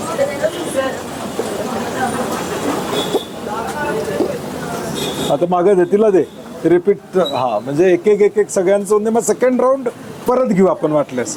पहिले बोललेल्यांना दुसऱ्यांदा चान्स देऊ परत. नमस्कार, माझं नाव पायल अजयसिंग राजपूत सर. मी कंदलगावच्या इथं राहते आणि कमला कॉलेजमध्ये शिकते मी. माझा एकच प्रॉब्लेम आहे KMT बसचा. बसच नसतात लवकर. सर आम्ही मध्यंतरी बावड्याला गेलो होतो. आमची ॲक्टिव्हिटी असते NCC मधल्या मुलींची. आम्ही बावड्यात बरोबर 2.5 तास थांबलो होतो बसला आणि बसच नाही आली. नंतरनं बस भेटली तरी बसमध्ये बसल्यानंतरनं पण आम्हाला त्या कंडक्टरने किती ओरडलं माहीत आहे. पण माझी तक्रार फक्त KMT वाल्यांचीच आहे. नाही, बस आलीच नाही तुम्हाला. 2.5 तास बस आली नाही सर. आणि नंतर ना आली, आम्ही बसलो. मग त्याच्यामध्ये जास्त मावत नाहीत लोक, तरी पण त्यांनी म्हणजे भरून घेतली लोक जास्त, पण ते आम्हाला लय बोलले. आणि आता आम्ही कॉलेजमध्ये शिकतोय म्हटल्यावर आमच्या बॅगेचं ओझा असणारच ना. तर ते म्हणतात तुम्ही बॅगा घरात ठेवून यायच्या. मग कॉलेजमध्ये कसं यायचं आम्ही? याला काय सेन्सिटायझेशन मगाशी म्हटलं तसं. हे कर्मचारी सर आपल्या तर काय की ह्युमन व्हॅल्यूज फार कमी आहेत आपल्याकडं. म्हणजे आपल्याकडं लोकसंख्या एवढी आहे की एकमेकाबद्दलचा आदर सन्मान ठेवायची आपल्याकडं. म्हणजे कुठेही गेलं तर सरकारी ऑफिसमध्ये गेलं तर ट्रीटमेंट आपल्याला बरोबर मिळत नाही. ह्युमन व्हॅल्यूज किंवा व्यवस्थित बोललं पाहिजे, त्याचा रिस्पेक्ट केला पाहिजे एकमेकाचं, ते आपल्याकडं कमी आहे. आणि KMTचं काय की 101 बसेस KMTकडे आहेत, त्यातल्या 21 बसेस कायम मेंटेनन्ससाठी असतात. आता केंद्र शासनाने EV बसेस देतो म्हणून सांगितलं आहे. ते आता काही 2-4 महिन्यामध्ये येतील. आलं की थोडं त्याचा फायदा होईल. आम्ही मध्ये एक 10 बसेस AC बसेस दिल्या होत्या, खरं पुरत नाही. आणि किमान अजून 50 बेसेस लागतील KMTला. थोडा वेळ लागणार. तरी पण टायमिंगमध्ये बस पाहिजेत सर, कारण आम्ही भरपूर लांब राहतोय मुली. मी तर कंदलगावला राहतोय आणि बाकीच्या आमच्या पण सगळ्या मुली खूप लांब राहतात. मग घरला हे जायला काय वगैरे प्रॉब्लेम होतो त्यांना. बस ज्यावेळी निघते त्यावेळी ती 6 वाजता कुठनं तरी बाहेर पडते. आणि आपल्याकडं काय म्हणजे आता मला सुद्धा 12:30ची टाईम सांगितली होती, कारण तुम्ही अजून आला नव्हता, त्यामुळे मी एकला आलो. म्हणजे आपल्याकडं बफर हा 15-20 मिनिटाचा ठरलेला आहे. टाईम टू टाईम आपण येत नाही. आता 6ची बस तिथनं पहिली सुटती, त्यावेळी ती सगळीकडे फिरत येते. त्या पॅसेंजर त्यातनं उतरले पाहिजेत, बसले पाहिजेत आणि निघाले पाहिजे. ह्याला एफिशियन्सी गव्हर्नन्सचा हा भाग आहे. आणि त्या KMT ड्रायव्हर कंडक्टरना ट्रेनिंग दिलं जातं की त्या 5-7 मिनटात तुमचे पॅसेंजर बसले पाहिजेत. पुढचा बस स्टॉप याची ती तिकीटं तुमची चेकिंग असू दे, दिलं असू दे, हे झालं पाहिजे. हे ट्रेनिंग त्यांना देतं. थोडं टाईम बाबतीत आपल्याकडं हे आहे, म्हणजे कॅज्युअल अप्रोच आहे. आता विमानाचं टाईम, ट्रेनचा टाईम हा चुकत नाही. ते आपल्याला सवय झाली आता की ट्रेननं जायचं असेल तर आपण आधीच अर्धा तास जातो, परंतु KMT असेल तर आपणही निवांत जातो. 9ची बस आहे ना, 9:15पर्यंत येणार आहे. तर हे वेळ लागेल. त्याला गव्हर्नन्स व्यवस्थित व्हायला थोडं त्या कर्मचाऱ्यांच्यात पण इन्स्टॉल करावं लागेल की बाबा तुम्ही टाईमवर जावा. आणि सर माझा अजून एक प्रश्न आहे. शेंडा पार्कमध्ये आता IT पार्क म्हणजे होणार आहे असं ऐकण्यात आलं आहे. मग तिथं कोल्हापूरमधल्या म्हणजे आम्ही जे कोल्हापूरमध्ये शिकतोय त्यांना तिथं जॉब भेटेल? आता कोल्हापूरचं इकॉनॉमी मी म्हटलं तसं ऊस, दूध आणि मॅन्युफॅक्चरिंग या तिघावर अवलंबून आहे. मग इंडस्ट्री ह्याच्यावर अवलंबून. आता IT कंपन्या म्हणजे साधारणपणे आपल्याकडं 350 ऑलरेडी कोल्हापूरमध्ये आहेत, ज्यामध्ये 9,000 लोक काम करत आहेत ऑलरेडी एक्झिस्टिंग. 8 ते 9,000 त्या वेगवेगळ्या सेक्टरमध्ये आहेत. BPO आहेत, KPO आहेत किंवा बाकीच्या सॉफ्टवेअर करणाऱ्या कंपन्या आहेत. आता हा प्रयत्न माझा देखील चालू आहे की आपण तिथं आता जागा आरक्षित केलेली आहे शेंडा पार्कला. IT कंपन्यांनी तिथं यावं आणि स्वतःच्या कंपन्या उभाराव्या जेणेकरून इथला जॉब सगळ्यांना मिळेल. आता आपण केंद्राने एक योजना आणलेली आहे की ग्रोथ सेंटर्स तयार करायचे. ग्रोथ सेंटर्स आता मी त्याच्यावर पुढच्या आठवड्यात एक बैठक घेतोय. मी ऑब्झर्व काय केलं कोल्हापूरमध्ये, मुंबई, पुणे आणि नाशिक ह्याचा एक ट्रायंगल झाला आहे डेव्हलपमेंटचा. तसा माझ्या डोक्यात आहे कोल्हापूर, सांगली आणि साताऱ्याचा करायचा ट्रायंगल. ज्या ट्रायंगलची इकोसिस्टीम ही एम्प्लॉयमेंटसाठी असेल, कल्चरल देवाणघेवाणसाठी असेल, टुरिझमसाठी असेल, एज्युकेशनसाठी असेल, स्पोर्ट्ससाठी असेल, सगळ्या सेक्टरमध्ये या 3 जिल्ह्याचं आपल्याला इकॉनॉमी वाढवता येतील का एकमेकाशी बोलून. त्यात काय आहे की साताऱ्याला जागा भरपूर आहे, सांगलीच्या वरच्या दुष्काळी भागात जागा भरपूर आहे, तिथं इंडस्ट्री करता येईल का आणि त्याचं इकोसिस्टीम आपल्या कोल्हापूर आणि 2 जिल्ह्याशी जोडता येईल का हा प्रयत्न चालू. आणि आय टी इंडस्ट्रीवाल्यांचं काय आहे की हैदराबाद, बेंगलोर, नोएडा किंवा पुणे, मुंबई ते एवढे सेटल झाले तिथं त्यांना बाहेर पडायचं नाही तिथनं. म्हणून आता स्टेट गव्हर्नमेंटने एक पॉलिसी आणलेलं आहे, 2 टायर सिटीजमध्ये तुम्ही आय टी इंडस्ट्री उभा केली तर तुम्हाला टॅक्सेशनमध्ये सवलत दिली जाईल.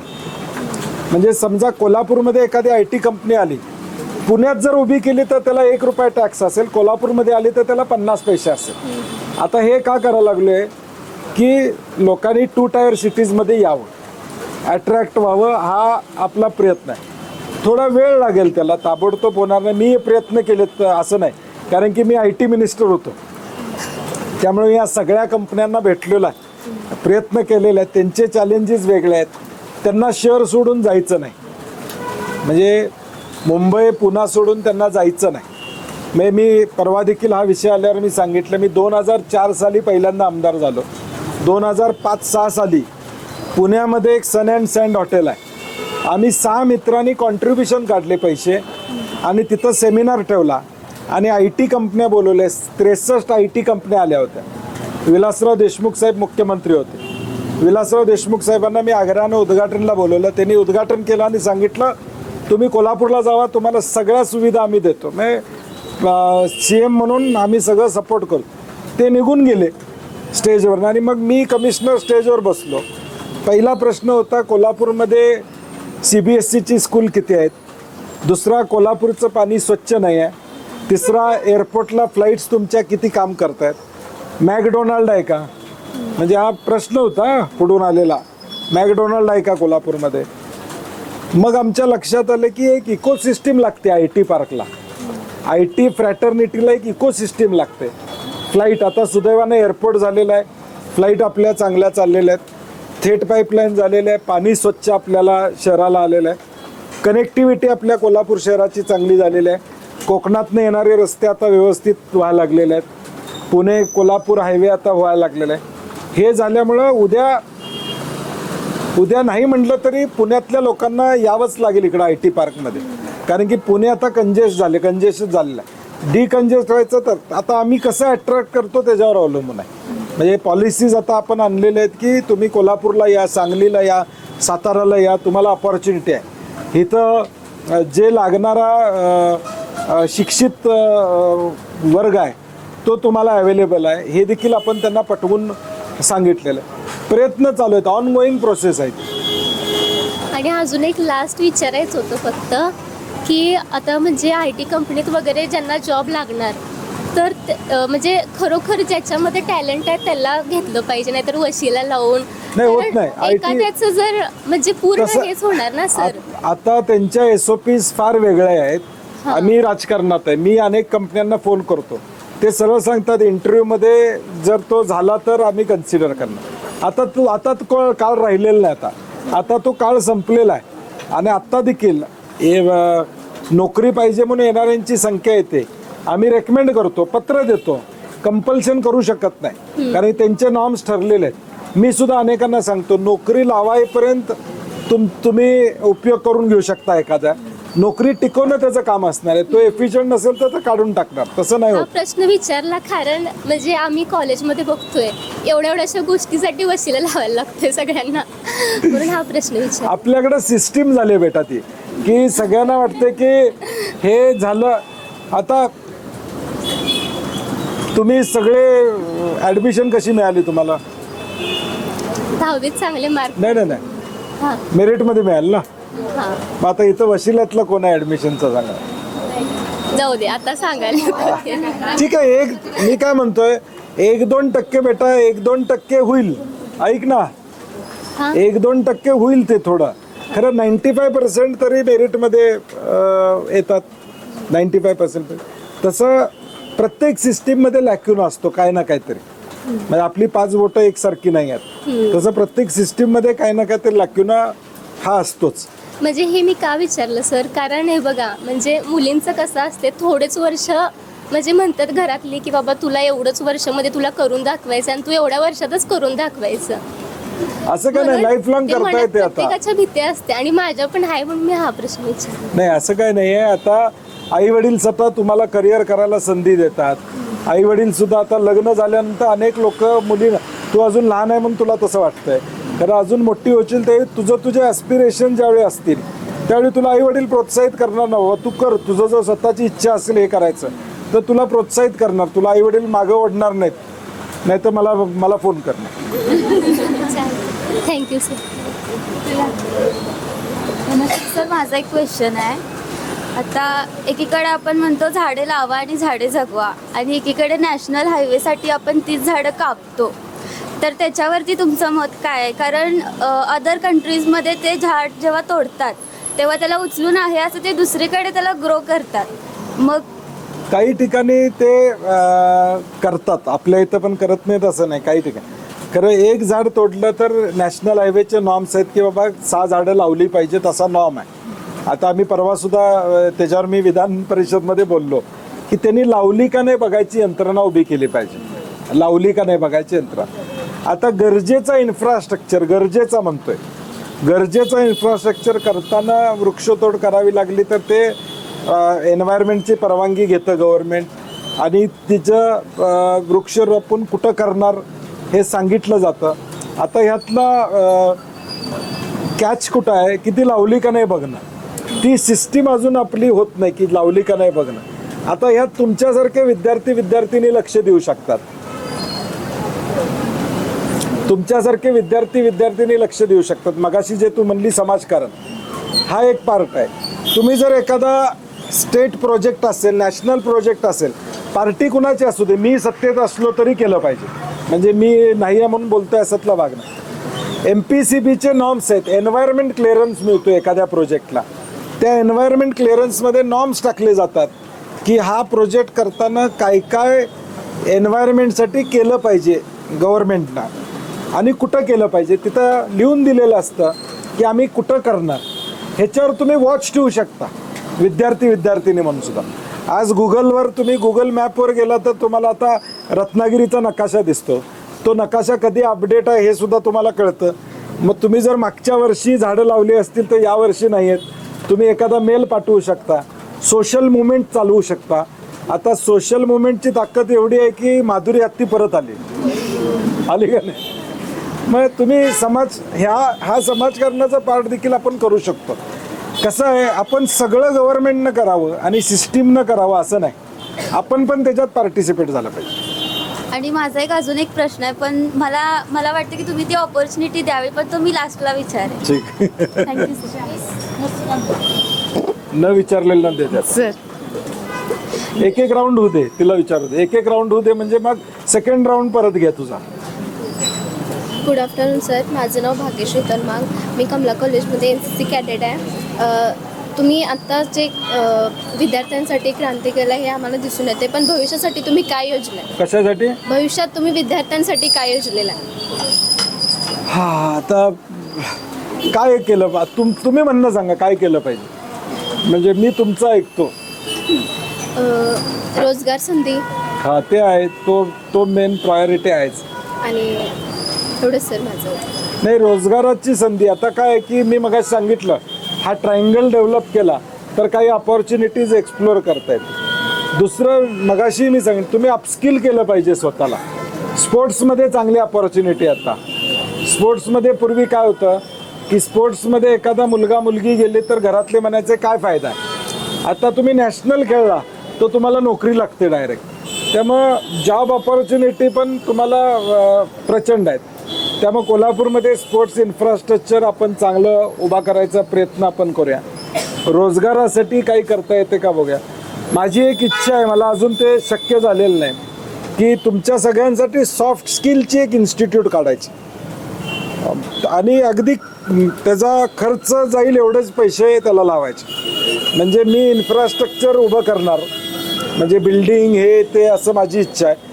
आणि कारण की प्रॉब्लेम काय, तुमचं इंटलेक्ट चांगलं आहे, इंटलेक्ट खरं प्रेझेंटेशनमध्ये आपण कमी पडतो. म्हणजे आपली सगळी मुलं प्रेझेंटेशनमध्ये कमी पडतात. मग माझ्याकडे अनेकदा इंटरव्ह्यूला येतात, ते घाम पुसत येतात. टेन्शन घ्यायचं काही काम नाही. जर कॉन्फिडन्स असेल तर you should be able to present your self.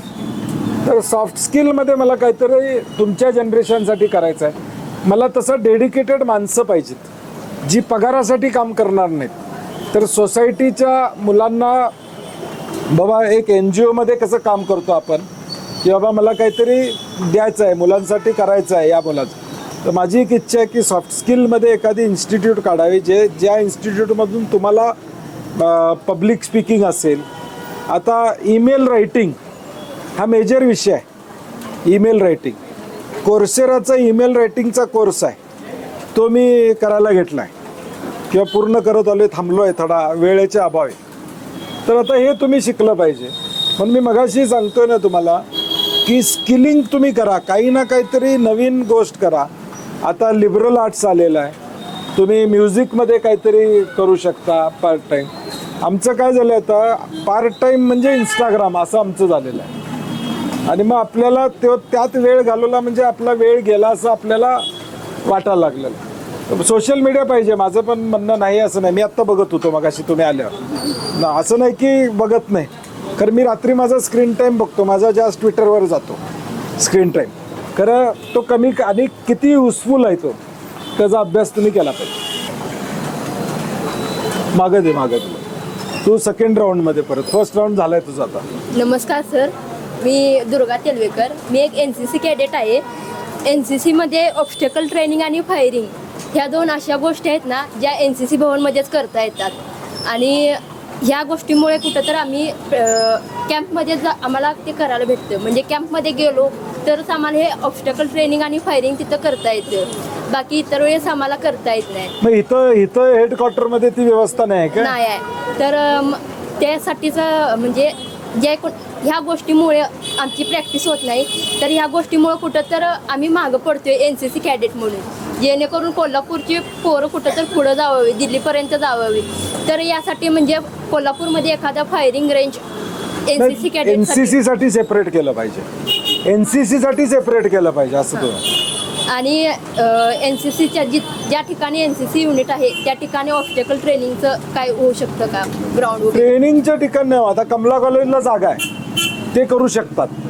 आता मौनी विद्यापीठला NCC आहे, तिथं जागा असेल तिथं करता येणं शक्य आहे. परंतु जर आता कसं आहे, एखादं इन्फ्रास्ट्रक्चर केलं तर किती तास ते वापरात येते ते पण महत्त्वाचं आहे. जर NCC इथं आपलं जे हे आहे तुमचं, मला वाटतं एक हेडक्वार्टर टाईप आहे ना इथं आपलं शिवाजी विद्यापीठात, तिथं करता येते का बघितलं पाहिजे. तिथं मी बघतो, मी त्यांच्याशी बोलतो, काय त्यांना फायरिंग रेंजला काय देता आलं. तर तुम्ही इथं ह्याला क्रीडा संकुलला सुद्धा प्रॅक्टिसला जाऊ शकता तुम्ही. पण आम्हाला रायफल वगैरे उपलब्ध होतील का, हा पण प्रश्न आहे. मी अभ्यास करतो बेटा. म्हणजे काय आहे, तुम्हाला रायफल उपलब्ध करून द्यावे लागतील तिथं. हां, कारण की बऱ्याच वेळा असं होते की प्रॅक्टिस नसल्या कारणामुळे बरीच मुलं मागं पडतात. किंचितच्या मुलांनाच ही संधी प्राप्त होते, बाकीच्या मुलांना ही संधी भेटतच नाही. ऑब्स्टॅकल ट्रेनिंग असू दे किंवा फायरिंग असू दे, त्यासनी हा चान्स भेटतच आता नाही. क्रीडा संकुलमध्ये इक्विपमेंट्स आहेत आपले सगळे. तुम्ही एकदा तिथं व्हिजिट, मी पण बोलतो त्यांच्याशी. आणि NCCच्या कॅडेटसाठी तिथं काय त्यांना वेळ देता येते का विचारतो. मी कधी एक्सप्लोअर केलेला नाही तो विषय, करूया. कारण की तो खर्चिक पण विषय आहे. म्हणजे आणि मेंटेनन्स, रेग्युलर मेंटेनन्स त्याचा फार आहे. आणि NCCच्या इथल्या देखील कमांडिंग ऑफिसरला विचारून घेतो मी काय करता येत असेल तर. कारण तिथं पूर्वी मी बॅरॅक्स वगैरे करायला पैसे दिलेले आहेत त्यांना. का तिथं कॅम्प असतात ना 8-8 दिवसाचे हो. इथं, तर ते टॉयलेट्स वगैरे करायला मी पैसे दिले होते त्यांना. तर तसं मला काही करता येते का, मी प्रयत्न करतो. अजून एक प्रश्न आहे. तर मी शिरोली MIDC मध्ये राहते आणि जो जाताना जो पूल आहे ना, त्या पुलाचा रस्ता खूप खराब आहे. तर तिथं ज्यावेळेस म्हणजे असं म्हणलं जातं की ट्रॅफिकमुळे रस्ता तो करता येत नाही, पण ज्यावेळेस तिथं आंदोलन वगैरे असते 4-4 तो रोड बंद असतो, त्यावेळेस का रोड करता येत नाही? नाही, तर हे रस्ता मगाशी मी सांगितलं तसं एक युनिव्हर्सल प्रॉब्लेम आहे. जसा पण तो तिथं अपघाताचं पण प्रमाण वाढायला लागलं. एक्झॅक्टली कुठं म्हणतेस तू? पुलापाशी आहे, पुलावरच बरोबर. त्या कारण की बाजूला खड्डे काय? पण खूप पडलेले त्या आहेत बाजूला का ह्या बाजूला? जाताना नॅशनल हायवे वरती का? नॅशनल हायवेवरती. ठीक, मी सांगतो, कारण की मेंटेनन्सची जबाबदारी असते. वर्षाचं कॉन्ट्रॅक्ट ते नॅशनल हायवेने एकाला दिलेलं असतं. ते मी बोलतो.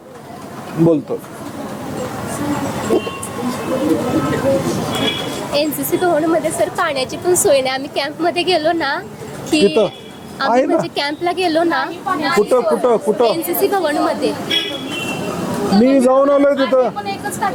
आणि आमचा 10 दिवसाचा कॅम्प असतोय सर. त्या 10 दिवसामध्ये आम्ही एकदाच आंघोळ करतो. म्हणजे पाण्याची टंचाई भरपूर आहे. मी विचारतो, मला कधीच आहे, मी तिथे एकदा 2दा कार्यक्रमाला गेलो होतो. मला त्यांनी काही पैसे मागितले, मी दिले. त्यांनी परत कधी असं सांगितलं नाही काय की. मी विचारतो, मी हे चांगली, कारण की तुमच्या जिल्ह्यातले सगळे येतात ना, खालचे कोकणातली पण मुलं येतात तिथं, सगळं 4-5 जिल्ह्यातली येतात. मी विचारतो, हे दोन्ही गोष्टी NCCच्या कमांडरना विचारतो मी. आणि सर VCK महावीर आणि आपलं राजाराम कॉलेज हेच NCC मध्ये पुढे चाललंय आणि आम्ही मागे राहायला लागलोय असं आम्हाला वाटतं. असं आणि नाही. आम्हाला पण भेटलं पाहिजे सगळं सर, काय? फायरिंगचं साहित्य वगैरे, म्हणजे तिकडून व्हायला पाहिजे, त्यांची तयारी करायला पाहिजे त्यांनी. नाही, कारण मग ते कॉलेज प्रोव्हाइड करते का कोण करते? ते त्यांनी करायला पाहिजे ना. नाही, ते कॉलेज देत असेल ना. मी माहिती घेतो, तुम्हाला जरा लिहून दे नंतर. आता म्हणजे झालं की नाही, हा विषय लिहून मला जरा कागदावर दे, मी चौकशी करतो त्यांच्याशी. हां, ठीक.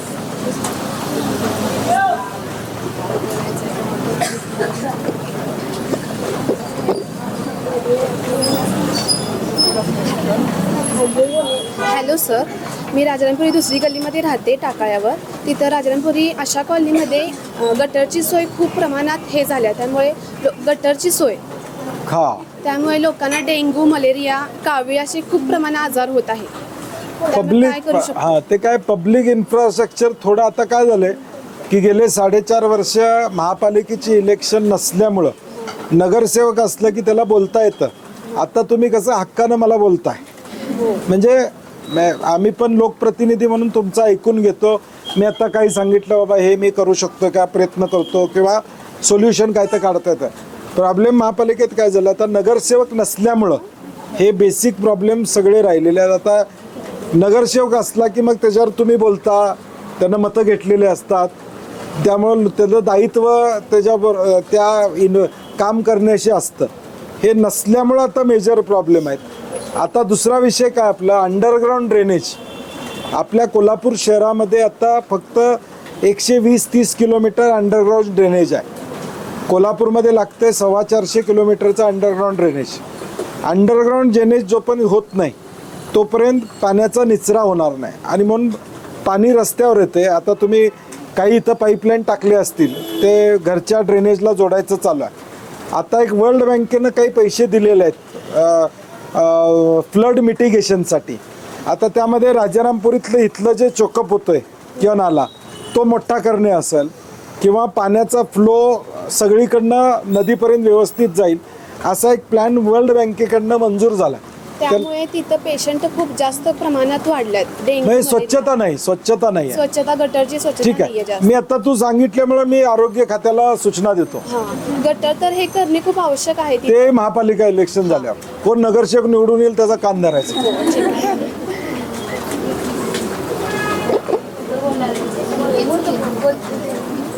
नमस्कार. फर्स्ट राऊंड होऊन दे. फर्स्ट राऊंड कुणाचं राहिलाय का मागं? हा, या इकडे दे. तू बोल. नमस्कार सर, मी दिशा कौसेकर. सर, मी चंदगड तालुक्यातून इथं कोल्हापूरला शिकायला येते आणि कमला कॉलेजमध्ये मी BA फर्स्ट इयरला आहे आणि मला स्पर्धा परीक्षा करायच्या आहेत. सो आमच्या चंदगड तालुक्यातनी अशा स्पर्धा परीक्षा करण्यासाठी कोणी प्रशिक्षण देत नाही. आणि असं मला वाटतं की आमचा चंदगड तालुका पर्यटनासाठी पण चांगला आहे, पण शिक्षणासाठी कुठंतरी मागं पडायला. सो मला वाटतं चंदगड तालुक्याचं नाव यावं कुठंतरी. एकच आता तसा तालुका म्हणला तर आता चंदगडमध्येच थोडं डेव्हलप व्हायला पाहिजे. मला मान्य आहे ते, म्हणजे सगळ्यांचेच प्रयत्न कमी पडलेत एवढ्या वर्षात असं म्हणाला. आणि चंदगडचं काय झालं की 50% क्राऊड हा बेळगावला जॉईन असल्यामुळं बेळगाव वेंगुर्ला आता ती डिमांड पण तेवढी फोर्सफुली कदाचित झाली नसेल आत्तापर्यंत. परंतु फ्युचरमध्ये शिवाजी विद्यापीठाचं सेंटर तिथं काढायचं, ट्रॉमा सेंटर आपण एक मंजूर केलं तर काढायचं म्हणतात, पण तिथे काही करत नाही, वेळ लागेल त्याला. आता काय प्रत्येक गोष्टीला टाइम. थोडे दिवस आमच्या शिनोळीमध्ये म्हणजे बेळगाव रोड आहे ना, तिथं काय म्हटले की हा मोठं हे काढणार, कॉलेज काढणार, म्हणजे तिथं सगळं कोर्सेस वगैरे अवेलेबल होणार. पण तिथं काही पण सुरुवात पण केली नाही सर. मी जरा प्रायोरिटी घेतो. मी पॉलिटिकली जरा त्याला. चंदगड तालुक्यातली मुलं अशीच कसं राहणार नाही. नाही ते खरं आहे. म्हणजे तिकडं गेलो तर मला तो विषय सांगतात लोक सगळे. त्यामुळे काय करता येईल, मी शिवाजी विद्यापीठाचं काय झालं ते पण बघतो. त्याचं उपकेंद्र तिथं निघणार होतं, त्याच्या संदर्भात काय झालं मी जरा माहिती घेतो. आणि एज्युकेशन वाईज एक्झिस्टिंग संस्था ज्या आहेत तिथं, त्या संस्थांना मी बोलवून घेतो. आणि नवे कोर्सेस तुम्ही चालू करायसाठी तुम्हाला काय मदत लागते का त्यांना विचारतो. म्हणजे आहे त्या इन्फ्रास्ट्रक्चरमध्ये नवे काय कोर्सेस चालू करतात का बघू. Thank you sir. माझं नाव समरीन संडे आहे. मी शिरोलीमधून येते. CBSला उतरते आणि तिथनं इथं पहिल्या गल्लीत चालत येते. CBS जवळ दारू पिऊन माणसं असतात, अशी कमेंट ते करतात. असं किती वाजता असतं काय? सकाळी 7 सव्वा 7. ठीक. आणि भटकी कुत्री पण जास्त ते झाली. आता सुप्रीम कोर्टात चालू आहे निर्णय. पेपरला वाचलं का नाही? दिल्ली तर सुप्रीम कोर्ट त्याच्यावर कारवाई करायचं. काय पेटासारख्या संस्था आहेत ज्या ॲनिमल क्रुएल्टीच्या विरुद्ध आहेत, त्यामुळं ते दोन बाजू त्याला राहिलेल्या आहेत सगळ्यांना त्या गोष्टीला. खरं हे मी पोलिसांना सांगतो, CBSचं सांगतो. म्हणजे मधल्या बारक्या रस्त्याला त्या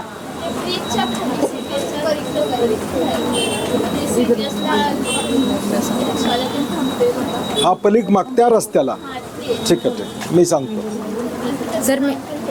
ठीक आहे, मी सांगतो. सर मी गीतांजली क्षीरसागर, मी भारतीनगर मोरेवाडीमध्ये राहते. तिथं बाग आहे, असं कॉर्नरला येताना असं पूर्ण पॅक केली ती बाग, असं कंपाऊंड करून. पण आतमध्ये एवढं गवत आहे की सगळी खेळणी बिळणी आहेत, पण स्वच्छताच नाही तिथं. तुम्ही 10-12 जण तरुणांनी जाऊन सगळं स्वच्छ केलं पाहिजे. तिनं मग सांगितलं समाजकारण काय. आणि ते पूर्ण पॅक केल्यामुळे तिथून जायला भीती वाटते. कारण नाही, म्हणून आता काय आहे की सोशल प्रॉब्लेम्स हे राज्यकर्त्यांच्याकडनं सुटले गेले पाहिजेत असं न मानता आपण सुद्धा त्यात इनिशिएटिव्ह घेतला पाहिजे. तुमच्या ग्रुपनं ठरवलं पाहिजे, चला आता रंकाळ्याला स्वच्छतेला जातात. ज्योतिबाची यात्रा झाली की अनेक मुलं मुली स्वच्छतेला जातात. आता NSUI मध्ये किल्ले आणि गड हे NSUIच्या मुलांनी स्वच्छतेची मोहीम घेतली की रविवारी गेलता ना, रविवारी शनिवार रविवार लोक येतात, स्वच्छतेची मोहीम घेतली. तसं तुम्ही पुढाकार घ्या ना. तुम्ही तिथले तरुण मुलं मुली एकत्र या आणि आम्ही हे स्वच्छ करणार आणि बागेचा मोकळा श्वास घेणार. कसं आहे, सिस्टीममध्ये आपण की नाही सगळं इकडनंच झालं पाहिजे असं न म्हणता. तुम्ही ज्यावेळी रस्त्यावर उचलला त्यावेळी तिथल्या ग्रामपंचायत सदस्याला वाटलं हे माझं काम आहे, हे तुम्ही करायला लागलाय, तो पुढच्या वेळी बसून ॲक्टिव्ह ठेवेल. कर्मचाऱ्याला वाटेल की ही जबाबदारी माझी आहे, नागरिक करायला लागल्यात, आता मला ह्यात रोल प्ले करायला लागेल. आणि त्यामुळं आता आज गुरुवार आहे, तू रविवारी सकाळी व्हॉट्सॲपवर सगळ्यांना सांग तिथल्या की रविवारी सकाळी 9 वाजता आपण ही स्वच्छता मोहीम घ्यायची आणि करा. तुम्हाला हळूहळू सोसायटीमध्ये चेंज झालेला दिसेल. तू म्हणणार मलाच काम लावलं. My name is Sana Patarwat. I am NCC cadet. Sir मी एका गोकुळ शिरगाव म्हणजे खेडेगावात राहते. मग तिथल्या पोरांना जे हायस्कूल आहे तिथं NCC नाही आहे. मग तिथल्या पोरांना NCCमध्ये एनरॉल व्हायचं आहे, पण NCC नसल्यामुळे ते एनरॉल म्हणजे होऊ शकत नाही. NCCला नॉर्म्स पण नाहीत. कारण की NCCचे तुमच्या टीचरने ट्रेनिंग घेतलं पाहिजे, ट्रेनिंग घेऊन तो परमनंट स्टाफ पाहिजे असे त्यांचे नॉर्म्स आहेत. तर माझा प्रयत्न काय चालू आहे की NCC वाढवायचे असेल तर युनिट त्यांनी द्यायला पण पाहिजेत, खर्च पण त्याचा आहे सगळ्यांना, तो खर्च पण झेपला पाहिजे. तर मला अनेक जण सांगतात की NCC वाढवा, तर त्याला दोन बाजू आहेत. आता मी NCCच्या लोकांनाही त्यांना सांगतो की तुम्ही परमनंट स्टाफ जो नोकरीला परमनंट आहे तोच इन्चार्ज राहील असं त्यांचं म्हणणं आहे. तर टेम्पररी जरी असला तरी त्याला इन्चार्ज करा असा मी प्रयत्न करतोय, जेणेकरून NCC वाढेल. म्हणजे त्यात दोन्ही बाजू आहेत. माझ्या बहिणीला पण एनरोल व्हायचं आहे त्याच्यावर. हा ठीक. तुझा 3rd राऊंड व्हायला लागला आता. मी नाही बोलणार हा 3rd 4th राऊंड. मागं कोण 1st राऊंड कोणाचा राहिला अजून? हा नमस्कार, मी अनन्या आनंदा जाधव. मी जाधववाडी शाहू मार्केट यार्ड इथे राहते. तिथं दरवर्षी म्हणजे पुराच्या पाण्यामुळे अनेक नुकसान होते, तर त्याच्यावर नियोजन कसं करता येईल? कसं आहे आता आपला हा म्हणजे पावसाचा एरिया आहे सह्याद्री हिल्स आपल्याकडे. पूर्वी काय व्हायचं, पूर 2-3दा येऊन जायचा. आता हे इनबॅलन्स आपला जो काय झालेला आहे त्यामुळे 24 तासात 200-200 मिलीमीटर 400-400 मिलीमीटर पाऊस पडतो. 48 तासात 48 तासात जर 450 मिलीमीटर पाऊस पडला तर पाणी पुढे जाऊ शकत नाही. म्हणजे आपण समजा कितीही वाट असली तरी जाऊ शकत नाही. आता हे इनबॅलन्स कशामुळे आहे? निसर्गाच्या सगळ्या आपल्या सगळ्या अडचणीमुळे. आता काल परवा डेहराडूनला उत्तराखंडमध्ये बघितलं असेल, इंस्टाग्रामवरचं लगेच लक्षात राहते तुम्हाला. तर ते क्लायमेट चेंज हा मेजर इश्यू त्यामध्ये आहेच. आणि म्हणून आता काय फ्लड मिटिगेशनचा प्रयत्न चालू आहे सरकारचा. पाणी मराठवाड्याला घेऊन जायचं तो एक प्रोजेक्ट चालू आहे, परंतु त्याला वेळ लागेल. पाऊसच जर जोरात पडला 24 तासात 48 तासात तर त्याला सोल्युशन तुम्ही आता म्हणजे फार क्रिटिकल आहे. अशी भटकी कुत्री पण रस्त्यावर रोडवरती तो मेजर प्रॉब्लेम आपला. आणि आता पकडलं की आपल्या मनेका गांधी येतात देशभर. आता सुप्रीम कोर्टाचा निर्णय तुम्ही वाचला असेल सगळ्यांनी दिल्लीच्या बाबतीत. म्हणजे स्ट्रे डॉग्सच्या बद्दल फार स्ट्रिक्ट काहीतरी ॲक्शन घ्यावी किंवा त्यांना एकत्र करून काहीतरी करावं हा प्रयत्न चालू आहे. मध्ये मी स्वतः त्याची मीटिंग घेतली. 2-3 NGOज आहेत या कोल्हापूरमध्ये, ज्या NGOज यामध्ये भटक्या कुत्र्यांसाठी काम करतात. मग त्यांना ऑपरेशन त्या कुत्र्यांचं करणं. टाटाची एक टाटाचं एक NGO आहे, त्यांच्याकडून मी 1 लाख रुपये दिले आणि बेल्ट आणले आपण कोल्हापूरमध्ये. ते बेल्ट सगळ्या कुत्र्यांच्या गळ्यामध्ये ते NGOला दिले लावायला. का तर पॉप्युलेशन आम्हाला कळत नव्हती की किती आहे. आता यात काय टिपिकल काय होतंय, हे इचलकरंजी नगरपालिकेनं मध्ये भटकी कुत्री पकडली आणि गगनबावड्यात आणून सोडली. म्हणजे त्यांचा प्रॉब्लेम काढला आणि त्यांनी दुसरीकडं आणून सोडला. आता त्याला कायमस्वरूपी काहीतरी गोष्टी करायला लागतील किंवा जे भटक्या कुत्र्यांना खायला घालतो. आता कबुतराचा विषय दादरला चालू आहे, म्हणजे तो विषय चालू. आता काय हे सगळं असं कॉन्फ्लिक्टिंग सगळ्या गोष्टी आहेत. म्हणजे त्याला मग कुठंतरी व्यवस्था त्यांची करावी लागेल, तिथं नेऊन एकत्र त्यांना ठेवावं लागेल. ते आता ऑपरेशन थिएटर नव्हतं आपल्याकडं, त्याच्यासाठी ऑपरेशन थिएटर केलं आहे. काही डॉक्टर्स विना मोबदला या कुत्र्यांच्यावर ऑपरेशन करतात. आता एखादं जनावर जर हे झालं तर त्याला ऑपरेशन करायला ऑपरेशन थिएटर नाही आपल्याकडे. तर असे वेगवेगळे प्रॉब्लेम्स त्यांच्या संदर्भातले आहेत. तर त्या प्रत्येक वेळा वेगवेगळ्या पॉलिसीतनं काही ना काही करायचा प्रयत्न असतोय. तुम्ही सुद्धा इनपुट द्या त्यामध्ये काय केलं पाहिजे तुमच्या जनरेशननं. आणि अनेक गावांमध्ये म्हणजे नळाला पाणी यायचं पण त्यांचं नाही. जसं गांधीनगरमध्ये पिण्याचं पाणी 15 दिवसातून एकदा येते. मग त्याच्यावर कसं नियोजन? आता काय आहे की गांधीनगर, उचगाव, पाचगाव, कळंबा, मोरेवाडी, कंदलगाव, गोकुळ शिरगाव ही शहराभोवतीची गावं 5 टाइम्स वाढलेत, 5 टाइम्स 10 टाइम्स वाढले. पॉप्युलेशन ग्रोथचा एक रेशो आहे की पॉप्युलेशन ग्रोथ कशी होऊ शकते त्याचा एक रेशो आहे. तो रेशो फेल गेला या गावांमध्ये. त्याच्या पुढं पॉप्युलेशन वाढलेलं आहे. कारण की आपल्याकडं आत्ता थोडं एक 10-15 वर्षात फ्लॅट सिस्टीमची संकल्पना आली. नाही तर पूर्वी काय माझं 200 स्क्वेअर फूटचा प्लॉट असू दे, माझं स्वतःचं घर करायला पाहिजे. आणि म्हणून गुंठेवारी प्लॉटिंग आपल्याकडे भरपूर झालं या आजूबाजूच्या गावामध्ये. आणि विशेष करून गांधीनगर उसगावमध्ये रोजंदारीवर जाणारा वर्ग, मध्यमवर्गीय वर्गानं शहराच्या जवळ असल्यामुळं घेतलं. आणि कुठली योजना येत असताना ती सेन्ससवर येते. सेन्सस आपल्याकडं 2011चा सेन्सस झाला, अजून सेन्सस झालेला नाही. ह्यात काय प्रॉब्लेम येतो गव्हर्नमेंटच्या स्कीममध्ये की सेन्सस हा बेस ठेवला जातो कुठल्याही योजनेसाठी 2011चा. त्यामुळं ज्यावेळी योजना एखादी होती, मग पाण्याची योजना असू दे किंवा ड्रेनेजची योजना असू दे, 11च्या सेन्ससला किती लोक आहेत? X लोक आहेत. Xला मल्टिप्लाय बाय 15 लिटरचा नॉर्म, त्याला 15 लिटरप्रमाणे किती पाणी दिलं पाहिजे त्याची योजना करा.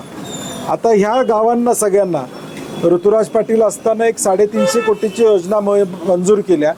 आपण त्यामध्ये फ्लोटिंग पॉप्युलेशनचा विचार केला. फ्लोटिंग कारण की उसगावमध्ये गांधीनगरमध्ये दररोज काम करायला येणारे 2-4 हजार लोक आहेत जे परत जातात बाहेर. ते पाणी पितातच ना तिथं, त्यांचा विचार केला पाहिजे. तर तिथं आता एक वर्षभरानं ती योजना पूर्ण होईल. म्हणजे ह्या 7-8 शहराभोवतीच्या गावात 12 गावं त्यांचा प्रॉब्लेम एक वर्षभरामध्ये सुटेल. Thank you sir.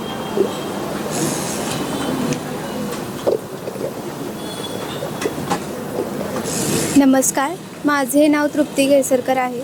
म्हणजे आता म्युझिक, डान्स हे वगैरे आपले स्किल्स डेव्हलपमेंट आहेत. पण अजून वाटते की ह्यातून काही योजना निघायला पाहिजे, ह्याने करून पुढं अजून आपली कशासाठी? म्युझिकसाठी वगैरे.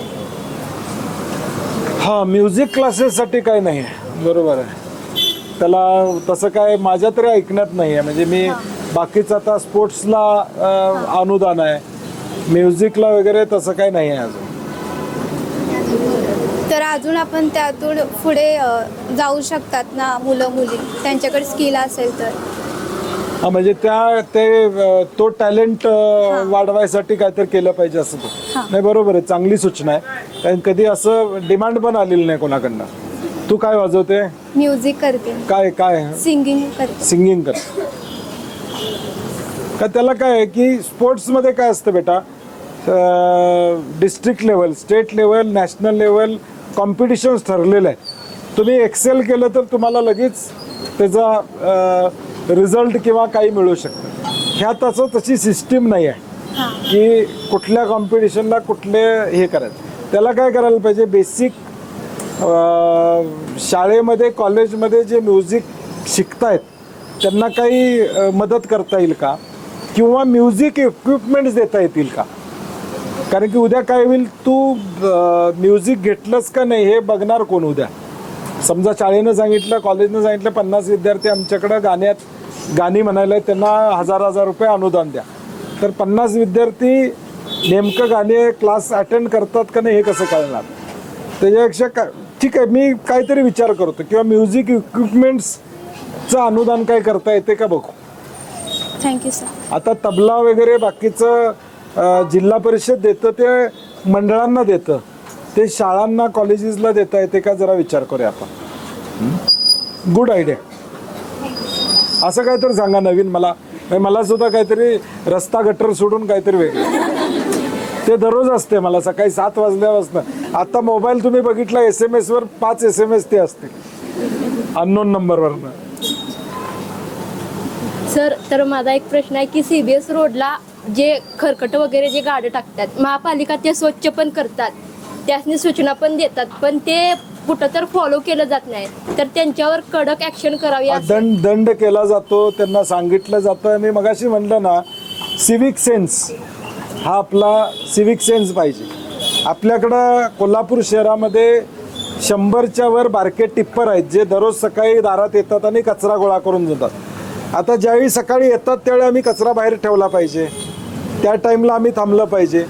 त्यावेळी आम्ही थांबत नाही. मग कुठंतरी जाताना मग घरचा पुरुष काय करतो, ते गोळा करतो आणि जाताना कुठंतरी टाकून देतो. आता तिची फ्रिक्वेन्सी वाढवायचं चालू आहे की मॅक्झिमम. आता काही ठिकाणी मी सूचना काय केले, ट्रॉली ठेवा, म्हणजे त्या ट्रॉलीत कचरा टाकू देत. कारण आम्ही तो प्रयोग केल्यावर काय केलं, लोकांनी उतरून कोण टाकत नाही, मोटरसायकल, मग ते ट्रॉलीच्या खाली पडायला लागलं, मग ते गोळा करायचं कोणी. म्हणून आपण पूर्वी तुम्ही बघा मोठ्या कचरा पेट्या होत्या कॉर्नरला, इथं सुद्धा ह्या कॉर्नरला होत्या, आपण त्या काढून टाकल्या, कारण की लोक त्याच्यात आत आणून टाकत नव्हते. आत आणून टाकलं तर ट्रक घेऊन जाऊ शकतो, त्याच्या भोवतीच एवढा गोळा व्हायचा, आत कमी व्हायचा. आणि म्हणून आता स्वच्छ अभियानमध्ये टिप्पर बारके महापालिकेला आलेले आहेत. तर आमचा प्रयत्न चालू आहे. मी महापालिकेला परवा बैठक घेतली होती, काय सांगितलं, सार्वजनिक ज्या अशा ठिकाणी तिथे एक टिप्पर उभा करायचा परमनंट, लोकांनी त्यात टाकावं आणि मग टिप्परमधनं ते जाईल. टिप्पर म्हणजे बारकी रिक्षा जी गल्लोगल्ली फिरते. तर मी बघतो, कारण की त्यांचं पण काय आहे की मी मगाशी KMTचं म्हणलं तसे 10-20 टिप्पर ते मेंटेनन्समध्ये असतात आणि सगळा कचरा शहरातला गोळा होतो आणि झूममध्ये येतो.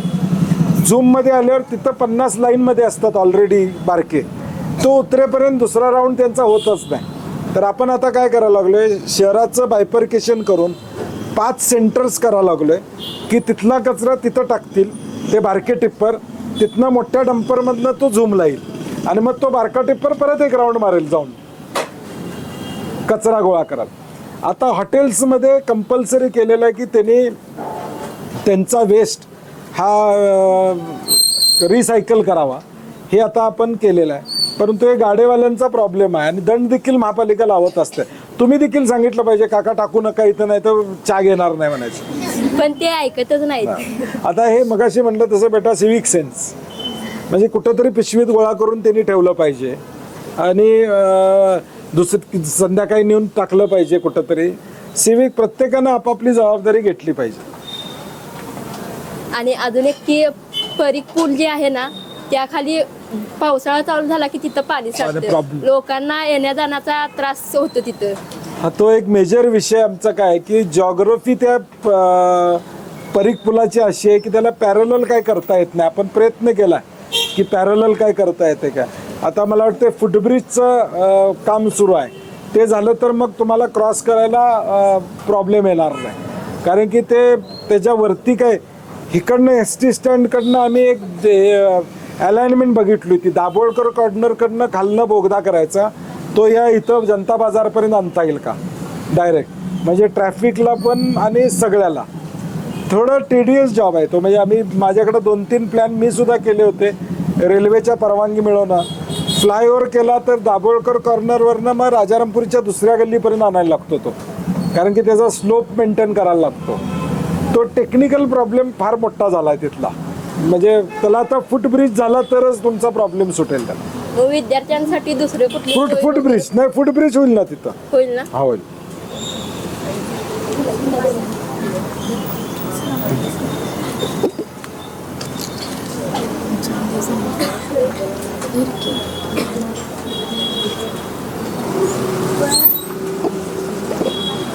सर, महाराष्ट्र सरकार आता सरळ सेवा भरती काढत आहे आणि सरळ सेवा भरती काढल्यानंतर एक्झामचा फॉर्म भरताना 1000 रुपये फी घेते. आता हे पॉलिटिकल विषय आहे. आमची सगळ्यांची मागणी आहे की तुम्ही, मी सुद्धा सभागृहात सांगितलं, तुम्ही 1000 रुपये घ्या, तर त्याला 10 परीक्षेला बसू द्या. म्हणजे एकाच परीक्षेच्या वेळी नको, त्याला 10 परीक्षेला बसू द्या आणि टाइम लिमिट ठेवा 2 वर्षासाठी. बाबा 1000 व्हॅलिड किती, 1 वर्षासाठी ठेवा, काय हरकत नाही, 1 वर्ष तर 1 वर्ष. तर त्या वर्षभरात ज्या परीक्षा होतील, वन खात्याची होईल, पोलीस भरती होईल, कुठेही असू दे. अजून ते सर, आता मी 3rd इयरला आहे, नेक्स्ट इयरला मी MBA करणार आहे. तर जर मी MBA आपल्या युनिव्हर्सिटीमधून केलं, शिवाजी युनिव्हर्सिटीमधून, आणि पुण्यामधून केलं, तर दोन्हीपैकी कम्पॅरेटिव्हली पुणे युनिव्हर्सिटी. असं काही नाही, आपणच ते इफोरिया निर्माण केलेलं आहे. कोल्हापुरातल्या युनिव्हर्सिटीतनं पास झालेले सिलिकॉन व्हॅलीमध्ये आहेत, तेवढा स्कोप असं नाही, अजिबात नाही. आता तू काय बघितलं पाहिजे, MBAला कुठल्या कॉलेजला ॲडमिशन घेताना सिलेबस अपडेट आहे का, म्हणजे आत्ताचं रिलेव्हंट. आता सगळ्या युनिव्हर्सिटीचे, सगळ्या कॉलेजेसचे सिलेबस नेटवर अवेलेबल आहे. पुण्यात ज्या कॉलेज, सिम्बायोसिस पकड, असं नाव घेऊया आपण, चला सिम्बायोसिसचं नाव घेऊया. सिम्बायोसिसचा सिलेबस आणि इथल्या MBAचा सिलेबस तू मॅच केला पाहिजे. आणि तुला कशात करायचं आहे, HR मध्ये करायचं आहे का ॲग्री मध्ये करायचं आहे का फायनान्स मध्ये करायचं आहे, फिनटेक मध्ये करायचं असेल तर कदाचित पुण्याला जावं लागेल. इथं फिनटेक मध्ये नसेल कोणाकडे तर मला माहित नाही असला तर नसेल तर तुम्ही आता काय केलं पाहिजे प्रत्येकानं आता you shouldn't be dependent upon your friends for information. Internet हा इन्फॉर्मेशनचा स्तोत्र आहे, त्याचा वापर आम्ही चांगल्या पद्धतीनं मॅक्झिमम केला पाहिजे. तुम्ही ॲनालिसिस करा. चॅट जीपीटीवर असाइनमेंट करू नका, चॅट जीपीटीवर सिलेबस टाका. पुण्यातला MBAचा सिलेबस घ्या, इथला घ्या, चॅट जीपीटीवर टाका, गिव्ह मी कम्पॅरेटिव्ह आणि स्वतः स्टडी करा की बाबा हे कम्पॅरिझन काय मला जे पाहिजे आहे ते होत.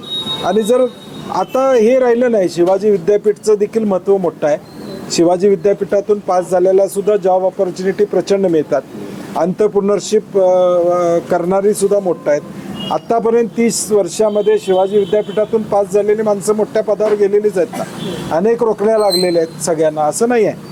मग फक्त सिलेबस करिक्युलम बघितला पाहिजे, तुम्ही कम्पेअर केला पाहिजे आणि मग डिसिजन घेतला पाहिजे. पण हा पण एक इश्यू होतो की सगळ्या युनिव्हर्सिटीला जर सेम सिलेबस मिळाला तर हे पण चांगली गोष्ट आहे ना. म्हणजे त्या नाही असं एरियाचे नाही. स्टुडंट काय आहे आता सब्जेक्ट एक्सपर्ट जर एखादा असेल, आता NEP मध्ये काय आहे की तुम्ही मल्टी इंटरडिसिप्लिनरी करायचं. फर्स्ट इयर तुम्ही एखादा कोर्स केला तर second you can change and third year you can get graduation from another course another side. ही आहे आता. मग ते आता होणार नाही. म्हणजे प्रत्येकजण आता पूर्वी कसं होतं वर्षभरानंतर बोर्ड ऑफ स्टडीज व्हायचे. आता 3 महिन्याला बोर्ड ऑफ स्टडीज घेतात युनिव्हर्सिटीवाले. आणि पुढच्या तुम्हाला पहिल्या सेमिस्टरचा सिलेबस जर सांगितलं असेल सेकंड सेमिस्टरला आहे तर ते बदल करतात. त्यात क्रेडिट्स देतात तुम्हाला की नाही आता आम्ही बदल केला कारण की हे रिलेव्हंट आहे करा. कदाचित तुम्ही 3ऱ्या वर्षाचा सिलेबस ॲडमिशन घेताना बघितला असेल तर सेकंड इयरला कदाचित 3ऱ्या वर्षाचा वेगळा आलेला असेल. आता ती ऑटोनॉमी मिळाली, उलट फायद्याचं आहे. ते बदल घेतात तर तुम्ही म्हणजे ते उलट फायद्याचंच आहे, ते काय चुकीचं असं म्हणणार नाही. चला कॉफी घेतली सगळ्यांनी, आता तू लास्ट. माझा एक प्रश्न 3ला पुढचे तुमच्या बहिणी येणार आहेत 3 वाजता. माझा असा प्रश्न सजेस्टिव्ह होता काहीतरी सांगा मला. की आपण जातीभेद मानत नाही, परंतु आपण कॉलेजमध्ये जर ॲडमिशन घ्यायचं म्हणलं तर ओपनवाल्यांना 70-75 मार्क पाहिजेतच. आणि OBC NTV जे ते असतात ना त्यांना एवढं नको असतं. आणि शिष्यवृत्तीमध्ये पण ओपनवाल्यांना मिळत नाही शिष्यवृत्ती. आणि त्यांचं उत्पन्न कमी असेल मग त्यांना शिक्षणाची संधीच मिळत नाही. ओपनमध्ये पण आपण उत्पन्नाची अट वाढवलेली आहे आपण आता. त्यामुळे ओपनमध्ये देखील शिष्यवृत्ती बऱ्यापैकी मिळते, असं काय मिळत नाही असं म्हणता येणार नाही. त्यामुळे ओपनमध्ये आता तू जर मला तसं काय ऑब्झर्वेशन असेल की ओपनमध्ये शिष्यवृत्ती कमी आहे तर मला दाखव, म्हणजे आपण शासनाला सांगू शकतो करायचं. आणि शेवटी जो या सगळ्या सुविधेपासून पाठीमाग आहे त्याला रिझर्वेशनची संधी मिळते आणि त्याला अपॉर्च्युनिटी त्यामध्ये मिळते. आणि डोनेशन पण द्यावं लागतं ओपनवाल्यांना जास्त करून. खूप कॉलेजमध्ये असं होतं, थोडं आता 70च्या कमी जरी आलं तरी डोनेशन भरावं किंवा असं असतं. खूप कॉलेजांमध्ये असते ओपनवाल्यांना. मग त्यासाठी काय असं नाही, आता राहिलं नाही ते. म्हणजे आता मेरिटमध्ये आता तिनं मगाशी एक सांगितलं 1-2% ती कॅपॅसिटी आहे. तुम्ही जर 80-90% मार्क मिळवले तर तुम्हाला आता तुमच्या कमला कॉलेजला सुद्धा 95% मेरिटमध्येच ॲडमिशन आहेत ना तुम्ही सगळे. 1-2% ती म्हणते तसं तिच्या कुठल्या तर मैत्रिणीला ओळखीनं मिळालंय.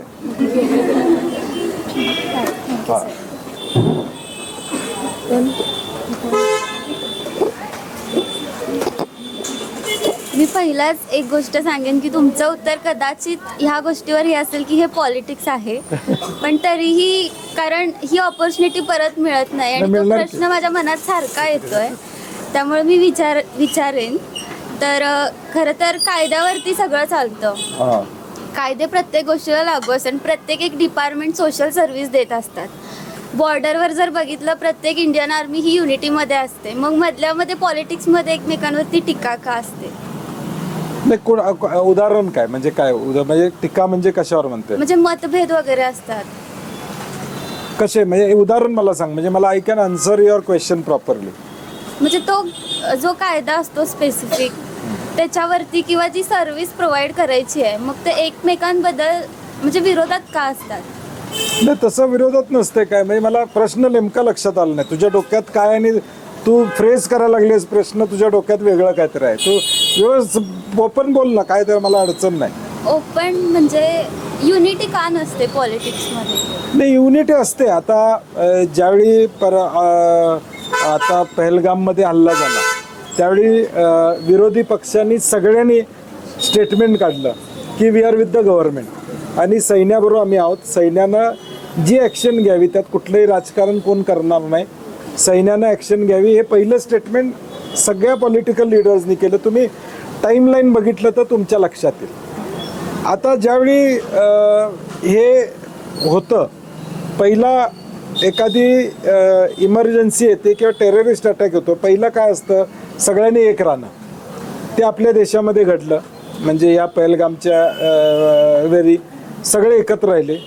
परंतु 8 दिवसानंतर, 10 दिवसानंतर, 15 दिवसानंतर जे सत्तेत आहेत त्यांना उत्तर द्यायला पाहिजे की हे आलेले अतिरेकी 4 कुठे गेले, ते कसे आले, हे उत्तर द्यावंच लागतं. उद्या कुणी प्रश्नच केला नाही तर मग लोकशाही राहणार नाही. आता तुम्ही धाडसानं मला प्रश्न विचारता, ही लोकशाही आहे. म्हणजे कुठलाही प्रश्न तुम्ही विचारता, ही लोकशाही. तसं अपोजिशनचं काम काय की या घटनेनंतर पहिलं काय होतं, एकी दाखवणं जगाच्या पातळीवर. ती एकी सगळ्या पार्टीजनी दाखवली. म्हणजे कुठल्याही पार्टीनं विरोध केला नाही. सगळ्या पार्टीनं सांगितलं आम्ही सरकारबरोबर आहे, तुम्ही कारवाई करा, जी कारवाई कराल, तुम्ही वॉर जरी केली तरी आम्ही तुमच्याबरोबर. परंतु 10 दिवसानंतर, 15 दिवसानंतर नेमकं ते आलेले 4 कोण, ह्याच्यावर शंका निर्माण झाल्या. सोशल मीडियावर 4 लोकांचे वेगळे फोटो आले, ते नव्हतेच. हे नंतर पुन्हा परवा सिद्ध झालं. ऑपरेशन सिंदूरमधून नेमकं काय मिळालं हे ज्यावेळी पुढून कॉन्ट्राडिक्टरी स्टेटमेंट येतात त्यावेळी मग त्याच्यात राजकारण होतं. पण गव्हर्नमेंटची क्लॅरिटी असली पाहिजे अशा सेन्सिटिव्ह विषयात. गव्हर्नमेंटची क्लॅरिटी. आता जयशंकर काय बोलले की आम्ही हल्ला करताना पाकिस्तानला आधी कळवलं होतं. मग पुढच्या बाजूला शंकांना कळवलं असेल तर मग हल्ला कसला, अशी शंका नॅचरली येणार ना. हां, तर हे नंतर घडतं, पहिल्यांदा घडत नाही. पहिल्यांदा सगळे एकच असतात. परंतु ज्यावेळी चुकीचं घडतं त्यावेळी बोट दाखवावंच लागतं की बाबा हे तुम्ही चुकीचं जे आहे त्याची माहिती आम्हाला मिळाली. मग त्याला राजकीय रंग दोन्ही बाजूनं दिला जातो की बाबा हे राजकीय आहे म्हणून. तसं नसते. Answerability to the people of India आहे. म्हणजे समजा काँग्रेस सत्तेत असते तरी त्यांना प्रश्न हा विचारलाच गेला असता की तुम्ही सांगा काय केलं म्हणून. म्हणजे असं नाही की कोण सत्तेत आहे म्हणून नाही. त्यामुळे आन्सरेबिलिटी असतेच. आपण ते पॉलिटिकल अँगलनं घेऊन उपयोग नाही. प्रश्न काय विचारले आणि उत्तर काय आलं याचा बारकाईनं तुमच्या जनरेशननं अभ्यास केला पाहिजे. Thank you sir. सर मी प्रगती चव्हाण. रेल्वे स्टेशनवरती ते बस स्टँड आहे ना, मग तिथं बसण्यासाठी काय अशी जागा नाही. मग पावसात ते उभारायला तसंच लागते. मग काय तिथं आलं माझ्याकडं मागच्या वेळी गोखले कॉलेजवाल्यांनी सांगितलं बाहेरच्या बस स्टँडला ना एस टी थांबते तिथं तासभर उभारायला लागतं बसायसाठी. नाही, काय नाही. मला मागच्या वेळी सांगितलं. मी आमच्या टीमला पाठवलंय, आता मला कळेल काय होतं. चला आता शिवाजी युनिव्हर्सिटी स्पोर्ट्समध्ये खूप चांगलं करते, बट शिवाजी युनिव्हर्सिटीमध्ये बीपेड आणि एमपेड नाही आहे स्पोर्ट्ससाठी.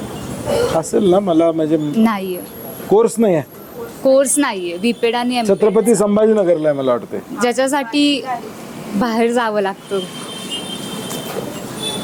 नाही खरं ॲडमिशन त्याला होत नव्हत्या वगैरे असं काय मध्ये झालं होतं. काही प्रायव्हेट कॉलेजेस आहेत ना त्यात बीपीएड एमपीएडमध्ये नाही आहे.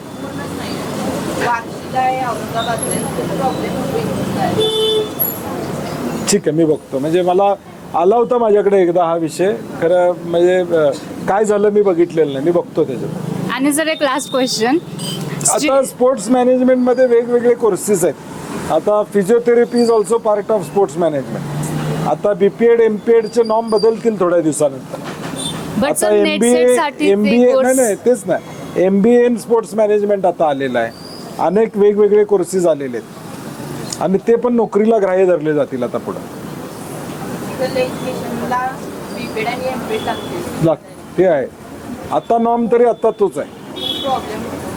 नाही बघे माझ्याकडे आला होता छत्रपती संभाजीनगरला आणि बार्शीला आहे, बरोबर आहे. इथं काय करता येते बघूया, मी बघतो.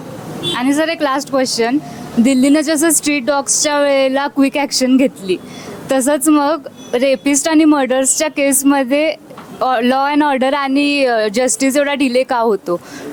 जस्टिस डिले होत नाही, कारण की काय होतं, ज्यावेळी जन्मठेप फाशी अशा शिक्षा ज्यावेळी सुनावल्या जातात त्यावेळी तशी केस स्ट्रॉंग ब्लीड करावी लागते, पुरावे तसे स्ट्रॉंग गोळावे करावे लागतात. आणि आपल्याकडं सुदैवानं महिलांच्या अत्याचाराविरुद्ध केसेस करायसाठी स्पेशल कोर्ट्स आहेत, स्पेशल प्रॉसिक्युटर्स नेमतोय. एकाच दुसरा सुटला तर म्हणून आपल्याला वाटतं की सगळे सुटतात, तसं होत नाही. शिक्षा ही 100% यात आपल्याकडं 2010 साली कन्व्हिक्शन रेट 6% होता. किती कन्व्हिक्शन रेट म्हणजे काय, गुन्हा केल्यानंतर शिक्षा होणे, आत्ता तो 54%वर आला आहे. 54 म्हणजे गुन्हा केल्यानंतर त्याला कन्व्हिक्शन होणं, काही शिक्षा असू दे, म्हणजे कसली शिक्षा, तो आता 54%वर आलेला. हळूहळू लिगल सिस्टीम देखील स्ट्रॉंग होत्या, कायदेसुद्धा आता नवे कायदे येत आहेत, त्यामुळे ते हळूहळू आता ते धाडस नाही, आता लोकांना माहीत आहे की यात शिक्षा होते. आणि सर माझ्या मम्मीचा प्रश्न आहे की सरनोबतवाडीमध्ये बसेस का नाही? हे आता तर आता हे ते मगाशी उत्तर दिलं, ते आता बसेसची संख्या वाढल्याशिवाय बेटा होणार नाही. Thank you sir. चला, थँक्यू.